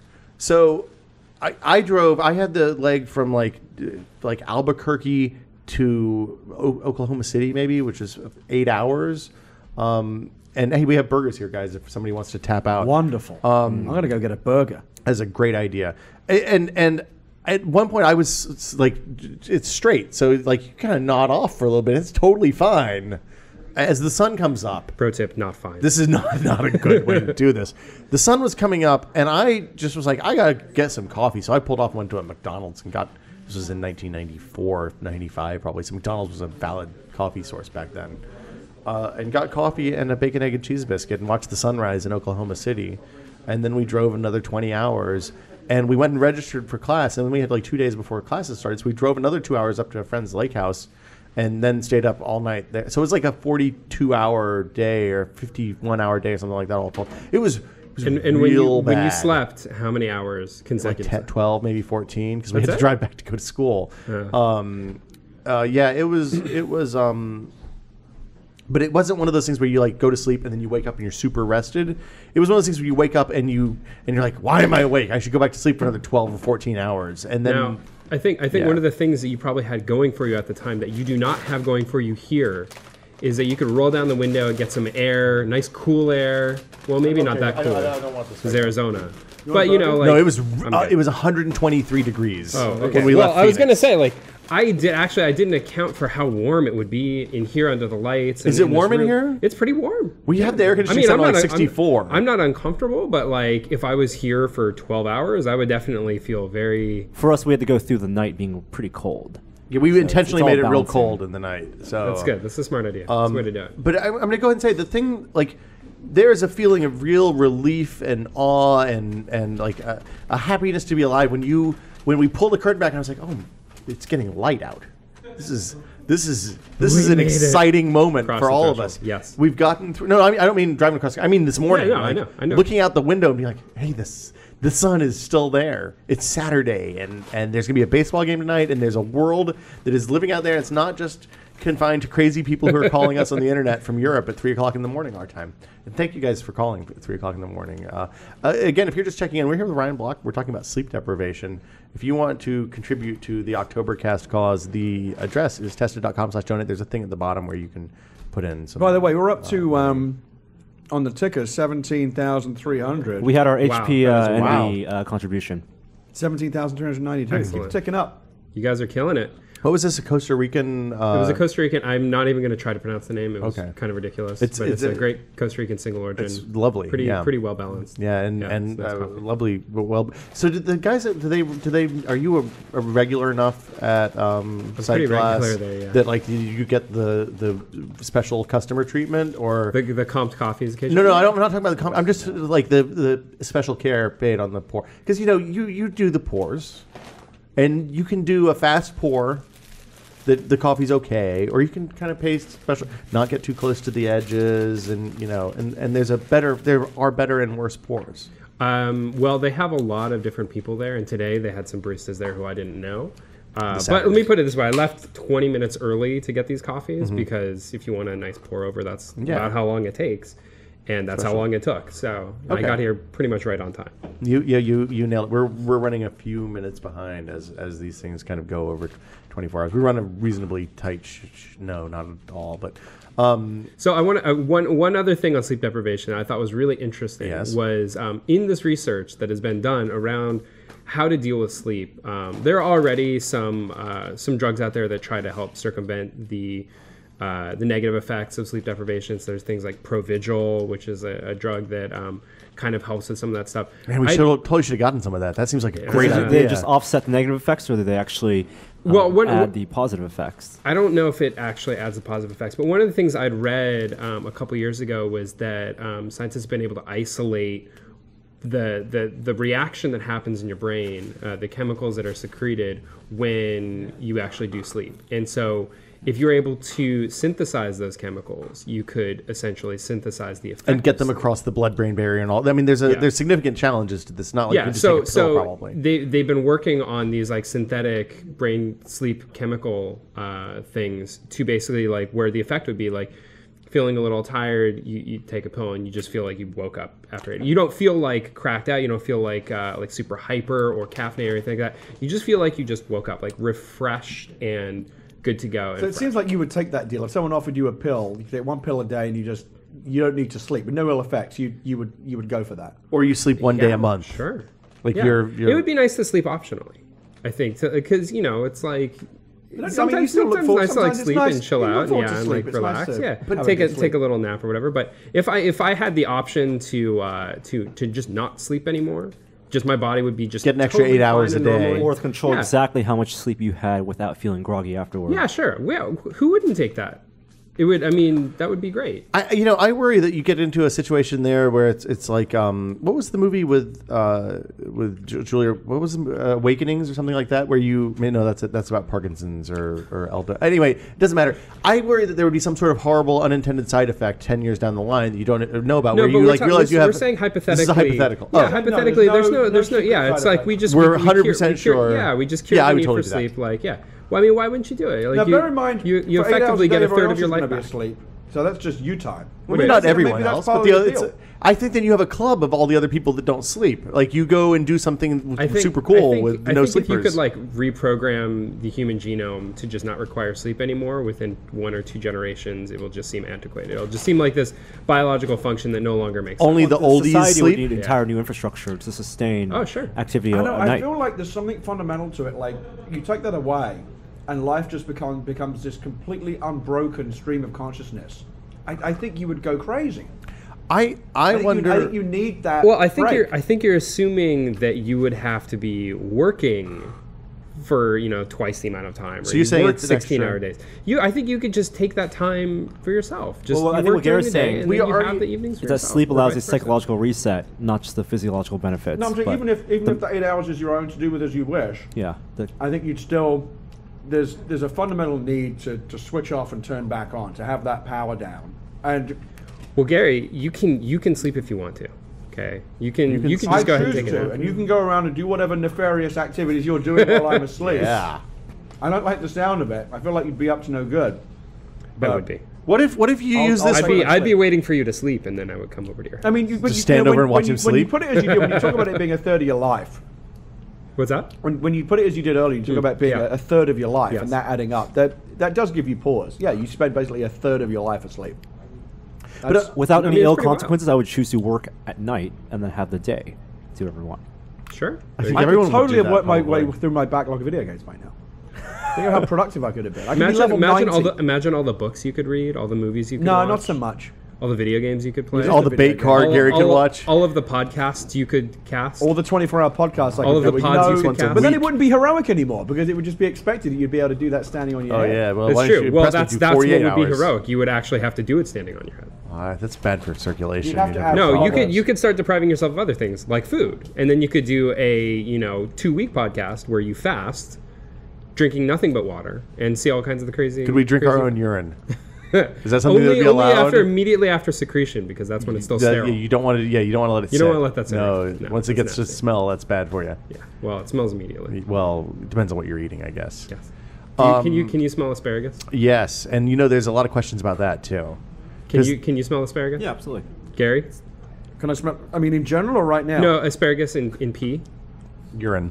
I don't eat asparagus and I don't smell other people's pee, so I don't know. But I feel like You've never had asparagus? No, I don't like it. Like even just like a little. How do you know like- you don't like it if you never had it? I had it one time, and whether or not I smelled my pee on that occasion, I don't recall. Do this for us. Okay. Go have like a salad. Just have like, some small shaved bit of asparagus in Okay. there. It's a flavor that is not, like it does not take I mean, very I have much heard that asparagus it's one of to those be things able to that smell persists the pea. through the system. It's Yeah. Well, but the interesting thing about it is not everyone can smell it. It is actually, there's a genetic marker associated with that. And is it that not everyone can smell it, or that not everyone produces the smell when they eat asparagus? Everyone produces it, the not smell. everyone can Okay. smell it. Yeah. We had a fantastic conversation with a lady about that at the Exploratorium a few months ago. Nice. Super tasters. Yeah. Well, no, that was a that was a different conversation.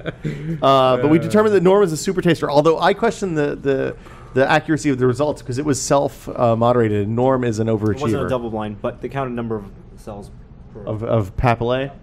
Okay. So let's You want to talk some tech? But now, let's talk tech in a sec. I do want to tell you the story about the ring though, because there are some interesting aspects. So, because I'm not a big, accessory / jewelry person. And I'm actually going to write an article for the Wirecutter on this. Brian asked me to do this like 6 months ago, and I've been meaning to do it, and I have not yet finished. He's going to ask you to test like 30,000 wedding rings. No, he wanted to know how to buy a ring the right way, or buy this kind of jewelry the right way, and so for me, I mean, it's a big, like, theoretically, it is something you're going to wear for the rest of your life. Well, it's not in a very practical way. It's not even that. For me, the industry surrounding jewelry, diamonds specifically, but any precious metals and gems are incredibly crooked and corrupt. Of course. And all artificial. Just do horrible things to the world and the people who live in the world in order to sustain this industry. So, I don't like, this is, it's kind of neat to have a wedding ring, but it's, it's not like a symbol that I think really means a whole lot. So, it's kind of a thing you do societally, but because I knew that we were going to do this, I sought out like kind of ecologically and you guys are so traditionally non-traditional. Yeah. Well, this is all behind Veronica's back. She didn't know. So I worked with a company called Brilliant Earth. I don't know where they're headquartered, but they do have a showroom here.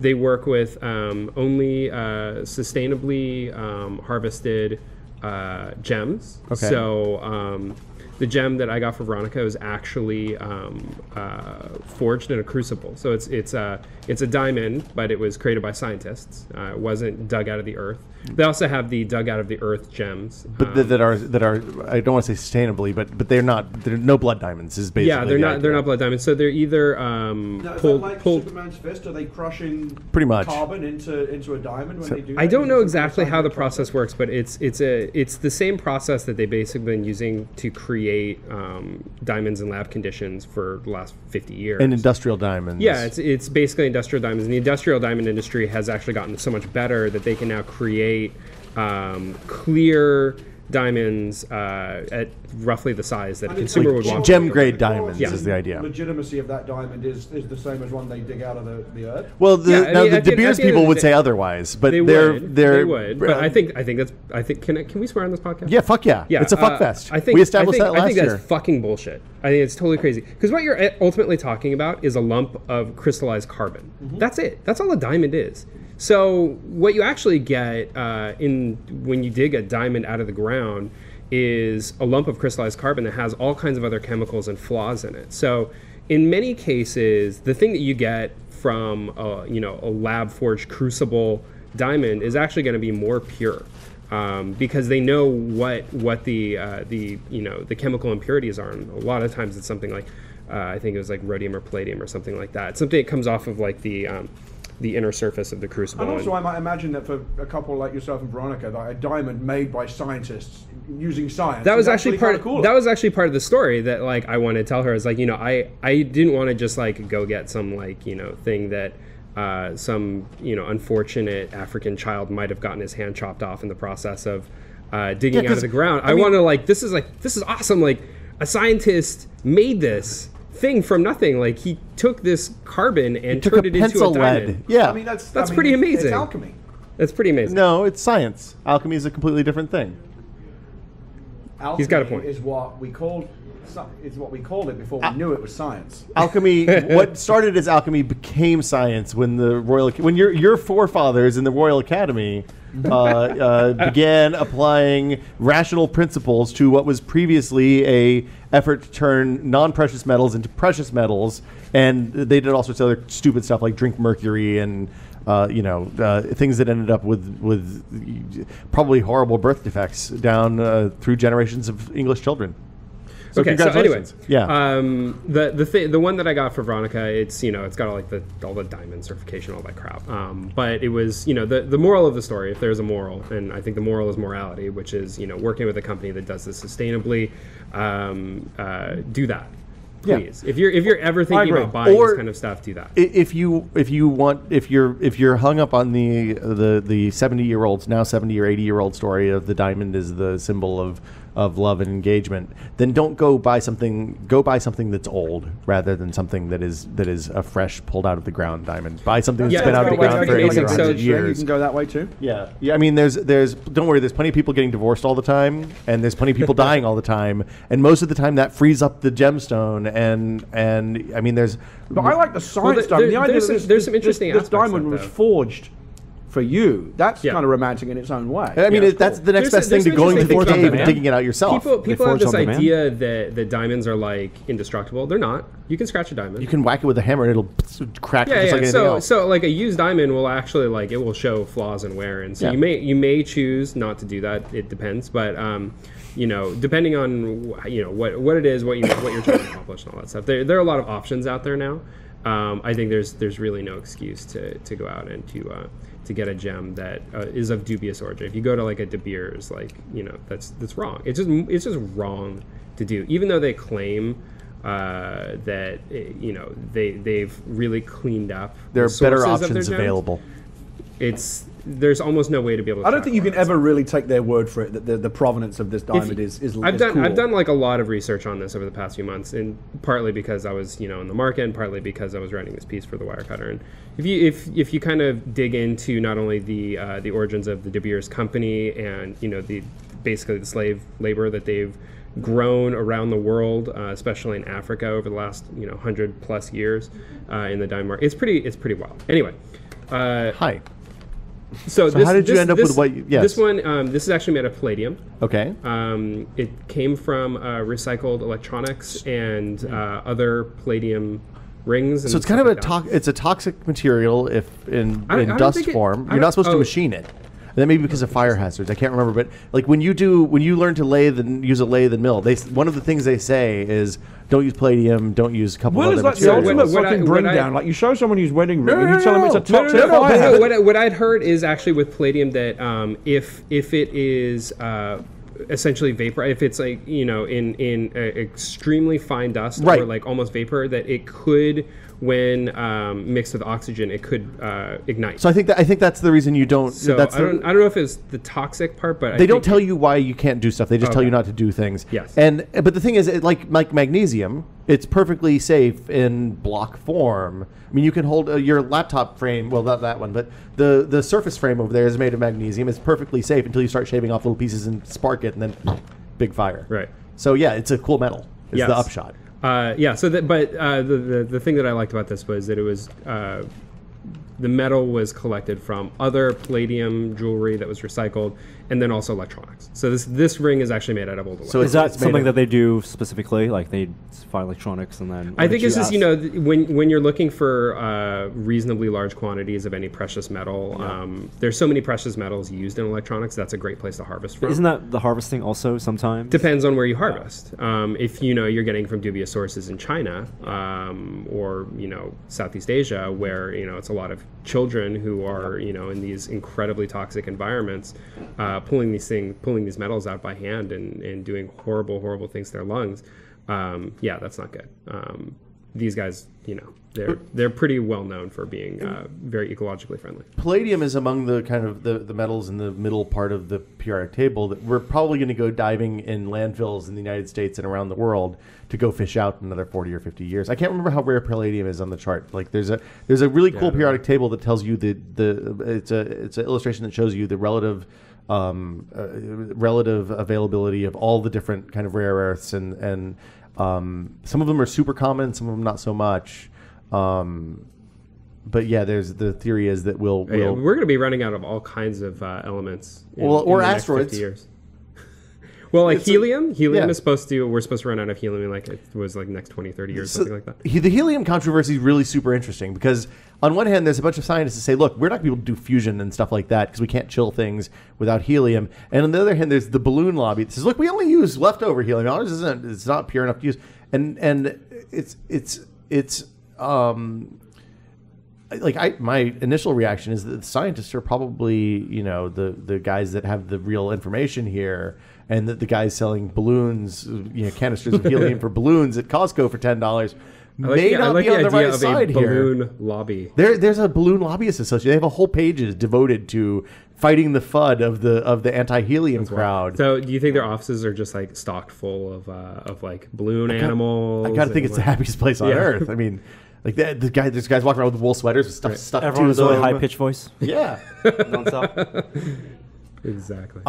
Joey makes a valid point. We haven't talked about this in a while. Good reminder. If you would like to donate to Child's Play, the easiest way to do it, and give us credit on Octobercast, not that we get anything for that other than the knowledge that we aren't suffering in vain, is to go to tested.com/donate, hit the chip in widget down at the bottom of the page, and that money goes straight into the PayPal account of Child's Play, which is their preferred way to receive cash donations. And one of the nice things about Child's Play is that they do incredibly low overhead. Very little of their money goes to things like salary. I don't think they use any money for salaries. It's all used to like ship toys around the world. Yeah, they're very efficient vendor organization. hospitals, which is one of the things we like about them. So, yeah, what else is going on? So you saw the iPad Mini this week. I did. Yes. This is This is topical. Now, you get invited to these Apple events. These guys You're don't. gonna rub this in, aren't you? What do these guys need to do used to to get rate. the invite that you get? Oh boy. Because I think these guys feel really a bit hurt every time that the Apple postcard doesn't show up in their mailbox. You can't be hurt because they numerically they invite fewer people than they, like of the publications out there in the world, they invite fewer than they don't. So yeah, it's not a hurt feelings thing, and I actually the only thing I regret about not going to the events, because we used to go as part of Max PC, is that there's like a 2-week period where the only time people have actually had physical contact with these devices is at the press event, and some publications, not all. That's another tier up the Apple ladder. I also have a question. When you're at the event, people clapping, were any of them journalists, do you think? Without naming, they're very few people, I think, who are journalists who do that. They're known to be Apple employees who sit in the audience and clap for that stuff, and partners and stuff like that. But I mean, I think it's really led by Apple employees who actually have just like guest badges. I don't think that they're partners. Right. And I had the misfortune of being seated next to one of them 2 events ago at the iPhone 5 event, and this guy, I swear to God, like he was. Every single tiny thing that was said, he would be sitting there going, yeah, oh, that's so awesome. Yes. Oh, yeah. Oh, so cool. And then he would like clap, like the loudest, most obnoxious clap I've ever. And I'm sitting here trying to work. And like, I'm like, dude, come on. Yeah. It's tough to believe, right? but I mean, Tim Cook is not going to fire you for not clapping like at 14 or 15 decibels. He knows, man. Do you feel like that's something they take upon themselves, or is the Apple culture such that that's really drilled into them, that that's how they need to be reacting? I think the Apple events team. I don't know for sure, but I'm pretty sure the Apple events team. They know how to put on an event. They know how to build some buzz around these things. And part of that strategy has always been to have a lot of people in there who are extremely enthusiastic about what's going on. So from the events that I've been to, which are all pre-tested at this point, the one thing I will say is that no one who's running a live blog or typing or taking pictures for a live blog or anything like that has any opportunity whatsoever to clap. Like when you are there, because in the early days of live blogging, when Brian was figuring it out and you were figuring it out at the same time, I'd already figured it out. You'd already figured it out, but Brian was like, "We got to figure out how to get pictures. Those assholes have pictures now. We got to figure out how to get pictures." And so we were sitting there and we learned about direct drive mode with the cameras, and that was Brian was like, "Don't take so many pictures. I can't upload them fast enough." Yeah.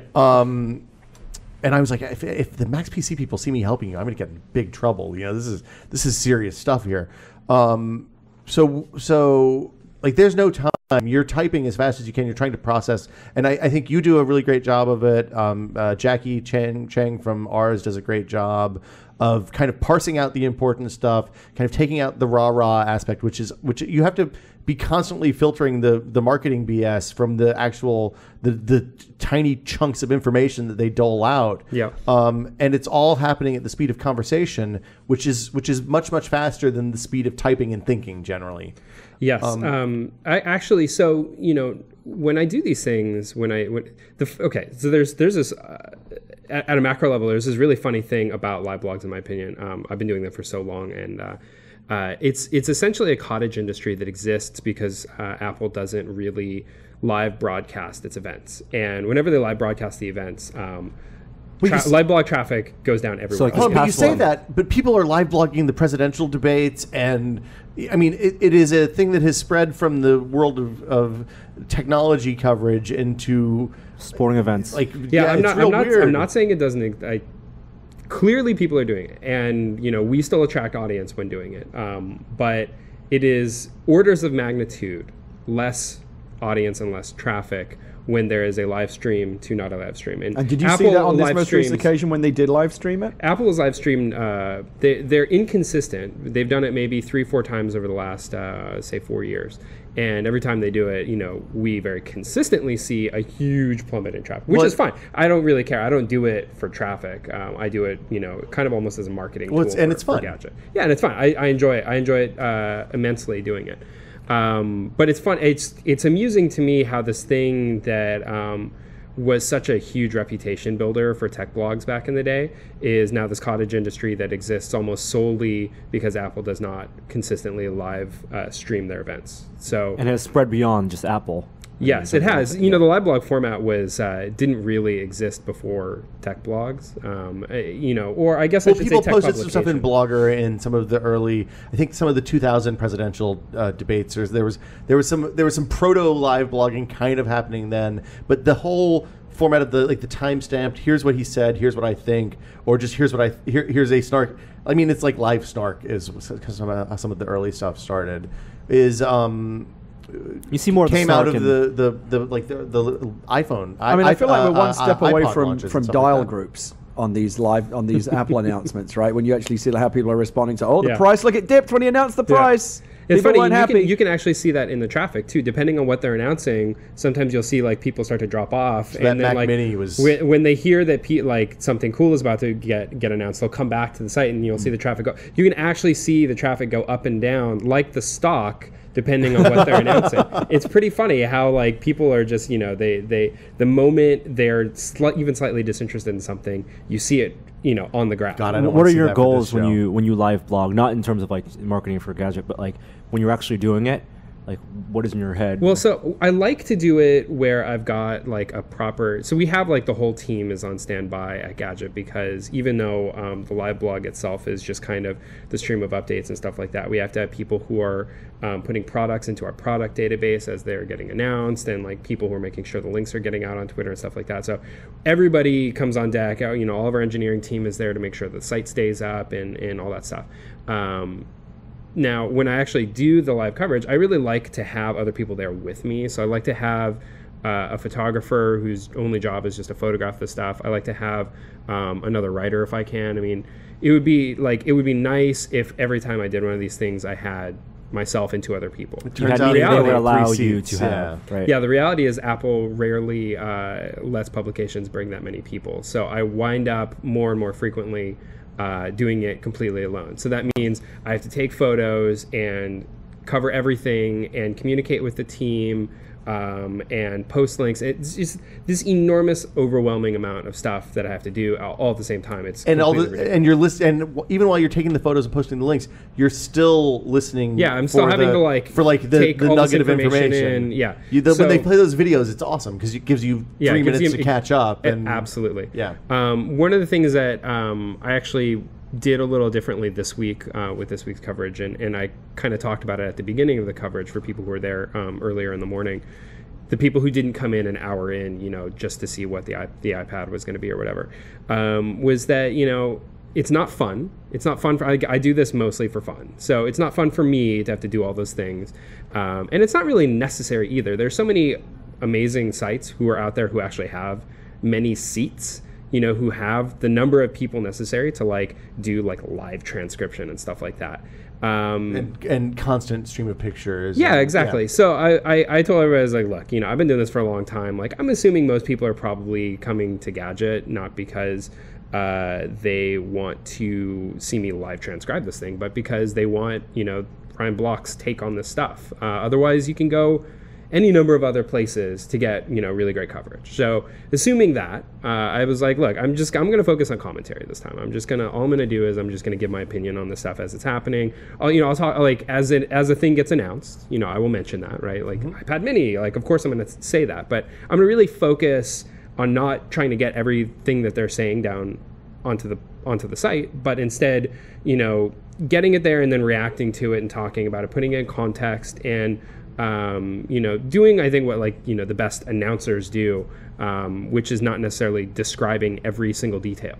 Right. We don't need to know what color pants Tim Cook is wearing. Yeah, we need to know that's just not interesting, and there's so many other good places to go for that. Do you think if Schiller's... I'm changing it a little bit. Do you think if Schiller's hand wasn't big enough to hold the iPad in one hand, they would have broken his fingers and done that thing where they make them a little bit longer over a period of 6 months if he had to grip it more? It's not that hard to hold. So in being there, you got to go hands-on with these devices. What's your hands-on? What do you think about the Mini? It's great. I mean, it's a great product. It feels solid. It feels it's really nice. I mean, it's in that size tablet range. I've used so many different 7-ish inch tablets. I mean, it definitely feels like the nicest, most well-built one. Do you feel like Apple would have identified a need for this kind of middle-sized thing on their own, or is this purely just reactive to what Google and Amazon are doing with the smaller sizes? It's kind of hard to say. It's difficult to say what Apple would do in a different world where its competition, didn't do one thing. I mean, it doesn't feel like there are any unreasonable trade-offs to it.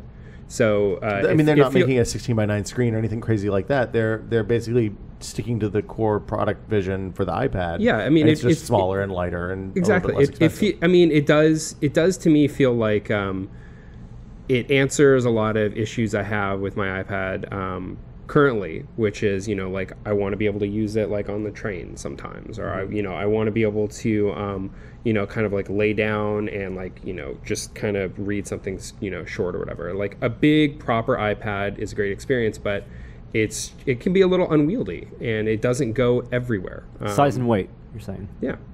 Do you think portability? I mean, obviously, there's not a whole lot of room in the world for 4th or 5th screens, depending on how you're counting.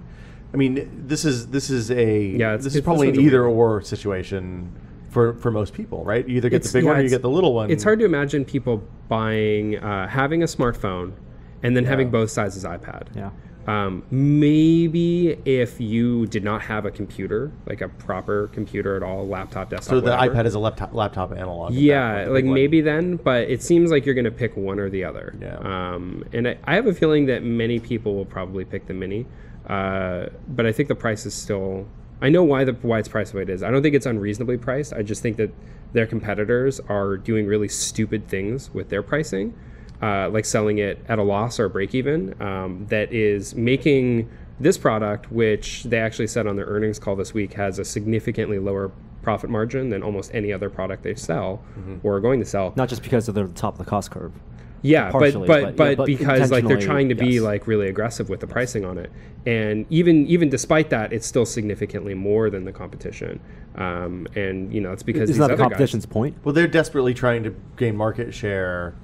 I mean, it depends on your objectives and like how you're trying to sell your products. So, I mean, like, look, there's clearly nothing wrong with how Google and Amazon are doing. I mean, it's legal for them to do, for them to sell the products the way they're selling. And Amazon is assuming that they're going to sell hardware at break even or a slight loss. Well, I mean, it's the console model, right? They don't need to sell you the initial machine at a profit because what they're doing is getting you to buy into the long tail of all the software. And they can go to developers and say, hey, we have X amount of users. but usage, that's a different story. And I mean, to be clear, what Google's doing is kind of what Apple did when they were building out, when they started selling iPod Nanos and building up the flash market. So that I mean, Google is betting that they'll be able to produce a tablet that's 7 inches and make a margin on it in a year or two.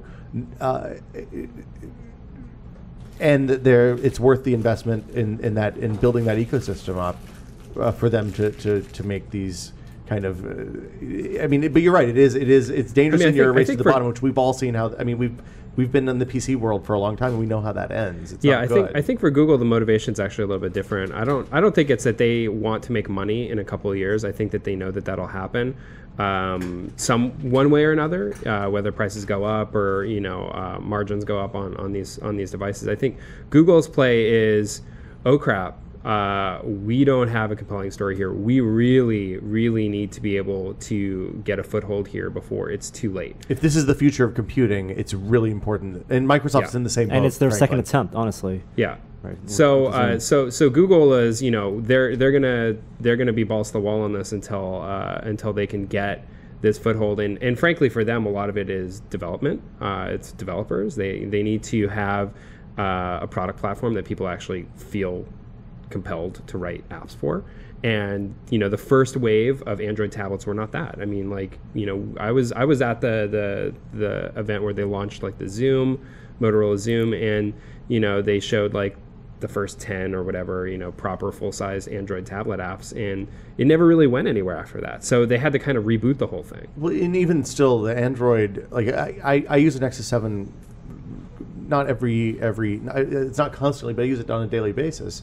And I use it for email and productivity stuff, and I don't really have an app experience on that. I'm using Chrome because Chrome is a great web browser, and I'm using Mail because I'm a Gmail user, and I'm using Calendar because I'm a Google Calendar user. But I'm not downloading apps from the App Store because I probably got the stuff that's new and interesting 3 or 4 months ago on another platform. Yeah, so they needed to put numbers on the board. They needed to be able to actually go out and tell developers, hey, look, okay, we've actually sold 20 million of these things. Like if you write an app for this, people are actually going to download it. Not just sold 20 million, but attach rate for apps. Yeah, or I mean, whatever story they need to tell, they had to have some kind of a story there, and they just didn't have that. And so that's I think their primary motivation. Do you think they're on their way to having it now? I think they're on their way, but they're a one-trick pony right now. I mean, they have basically one compelling tablet product, and it's at the 7-inch size. Right, and the next biggest Android and the one where they tablet control the doesn't run price their UI. and yeah. So they've got a long ways to go. There's a 10 coming though, right? Nexus 10. Yeah, there is. I mean, whether or not that will actually go anywhere right now is very, very tricky. Do you like 16:9 tablets? Just as a like in theory, it's a really broad question. We have the Surface here. Have you played around with that yet? I have played at the Surface. I have very mixed feelings on it. We're going to launch our gadget score for the Surface, I think, on Monday. 16:9. I don't know. It's weird. It's I sometimes I like it and sometimes I don't. Like I like the Windows 7 experience on it, but I don't like reading. You're saying it forces you to hold it in landscape, not portrait, and 2 hands on landscape. Basically. I will say, the iPhone 5, which is very close to a 16:9 or 16:10, I really do like because you're going to be spending the vast majority of your time using it in portrait, which means that you're just going to get a lot more of the screen real estate you need, which is reading and visibility on lists of things like on Twitter and stuff like that. But anytime you take that into landscape, and then it kind of starts to break down a little bit. When the keyboard pops up. It's real. It's very thin. You get such thinness, and technically, it's not any thinner than it used to be. No, but it's that your usable display area, your usable canvas for whatever you're looking at, just because of the keyboard is half the screen. It's proportioned differently. Is hard to use. It's proportioned. But blown up on a tablet, all of these problems are exacerbated. So remind me, what's their rationale for 16:9 on the on Surface? Oh. I think it's probably got a lot to do with media consumption. Yeah, they think people watch video. Yeah. 2 hands, charms left, right. Thumb control from the bezel. I can't believe we're already at an hour. Actually, so was that an hour? We have talked to Ryan Block for an hour already. and we need to roll over the tape. We have to do the exclusive live stream content. Like I say, this is exclusive live stream content. This is Oktoberkast. If you're watching us on YouTube later. I wish we could. I know because Lloyd is here, and Lloyd has thoughts about the Surface too. I bet he does. I'll let him take over on that then. Oh, you're punting. That's a smart man. Look, like I said, we'll have our review up in a couple days, so leave it at that. So we just got ours on Friday, and it's a weird.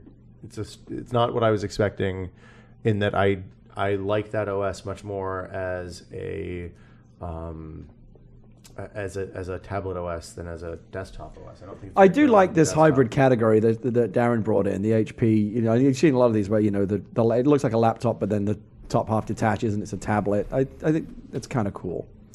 I think that it's cooler if it's x86. I don't know, man. It's all these things, like they feel like they don't do the core thing the best that it could be done. Right, like they feel compromised in various different ways. That's unnecessarily. But the well, I'm sure they would argue that it's necessary. Well, they think it's necessary for their business aims, but that aligns with my aims as a person who uses this operating system is a different question. I think the problem is, like with Surface, they are looking at Surface. The primary differentiator, I would say, that Microsoft sees with Surface is productivity, and specifically Office. Mm-hmm. And well, that's great, and they certainly have a lot of Office users. There's no doubt about that. But that's not the future. That's not how people buy products anymore. And like, consumerization of IT is obviously a cliche, but like, people want to buy the thing they want to use the most and then make that work at work. They don't want to buy the thing that is going to work best at the office and then get to take that home. That is a profoundly unsexy message. Yeah, for Microsoft, like that's not what they want to hear, and they need to like really back off the Office stuff, or if they're going to like focus on Office, they need to make it a great Office experience, because it's not a great Office experience. It drops you into a Windows UI, and the touch targets are impossible. It's crazy. I can't believe they made some of these things. It's very difficult. Well, and then the app situation is grim, especially on the RT side. I mean, like, for my money, like, if you're going to spend $500-600 to do productivity, why would you buy a Surface RT? Go buy like a decent low-end laptop that will do all of these things way better than a Surface RT will. I mean, if you're going to buy a tablet, it should be to do tablet-y things, not to do laptop-y things. Do you think the Pro model is then more viable?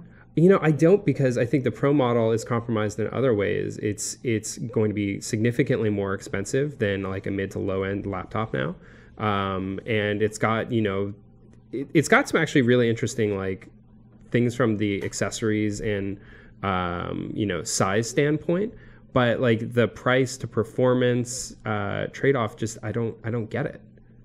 I just don't understand. I mean, there's people making better laptops is the thing, and we're going to see a lot more of these hybrid convertibles, I think, as well, running maybe more capable processors. I mean, I don't know. It's real weird that they did this wholehearted jump to touch when there's no ecosystem for it at this point on the. I mean, I guess at some point you have to go one way or the other, but it's really a kind of bad experience for people using mice and keyboards. Touch isn't necessary on a laptop. It isn't necessary for productivity. I mean, it's definitely not necessary on a desktop. I mean, So I mean, the Pro, the Surface Pro, it's kind of like the worst of many worlds. It's not a very good laptop. It's not a very good tablet. It's not a very good touch device. It doesn't have the power. It does, it's relatively high very good price. Laptop. What's that? Isn't it comparable to Ultrabook? Like, It's i5. thick and heavy and kind of chunky. It's a little chunky, but I thought the processor on it was lower end. It's Ivy Bridge, right? They said Ivy. Okay. But Did they? I don't. At this point, I can't remember. It's been a long time. Ryan, I hate to do it, but all right, I'm out of here. I appreciate you. Thank you so much for bringing coffee. The coffee in particular was much appreciated. We should. I'm glad that you enjoyed the coffee more than the conversation. No, the conversation was wonderful. I don't know if I could have had the conversation without the coffee. Is the point I was making? I think one facilitated the other. We should do this more often. So yes, please let me come in and talk to you guys when you're incredibly sleep deprived. This is really enjoyable. I want to debrief like later when I can appreciate on exactly where we're weird. I'm going to tell you all these things that you said. That you're always our first call whenever we're at our absolute worst. This is a permanent record. Ryan Block, thank you so much, Thank you sir. so much. Thanks, And, Ryan. I'm going to take advantage of this opportunity to remind everybody that we are here for Oktoberkast. It is 24 hours if this is only a test.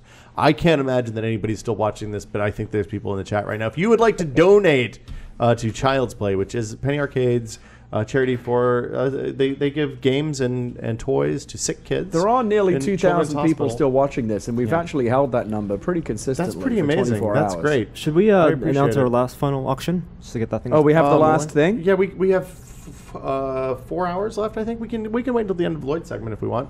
If you want to donate, it's Let's not let you know. tested.com/donate. Well, I mean, we can tell people what we have. I mean, I'm going to take advantage of this quick break. Joey, is the video recording yet? I did that a long time ago.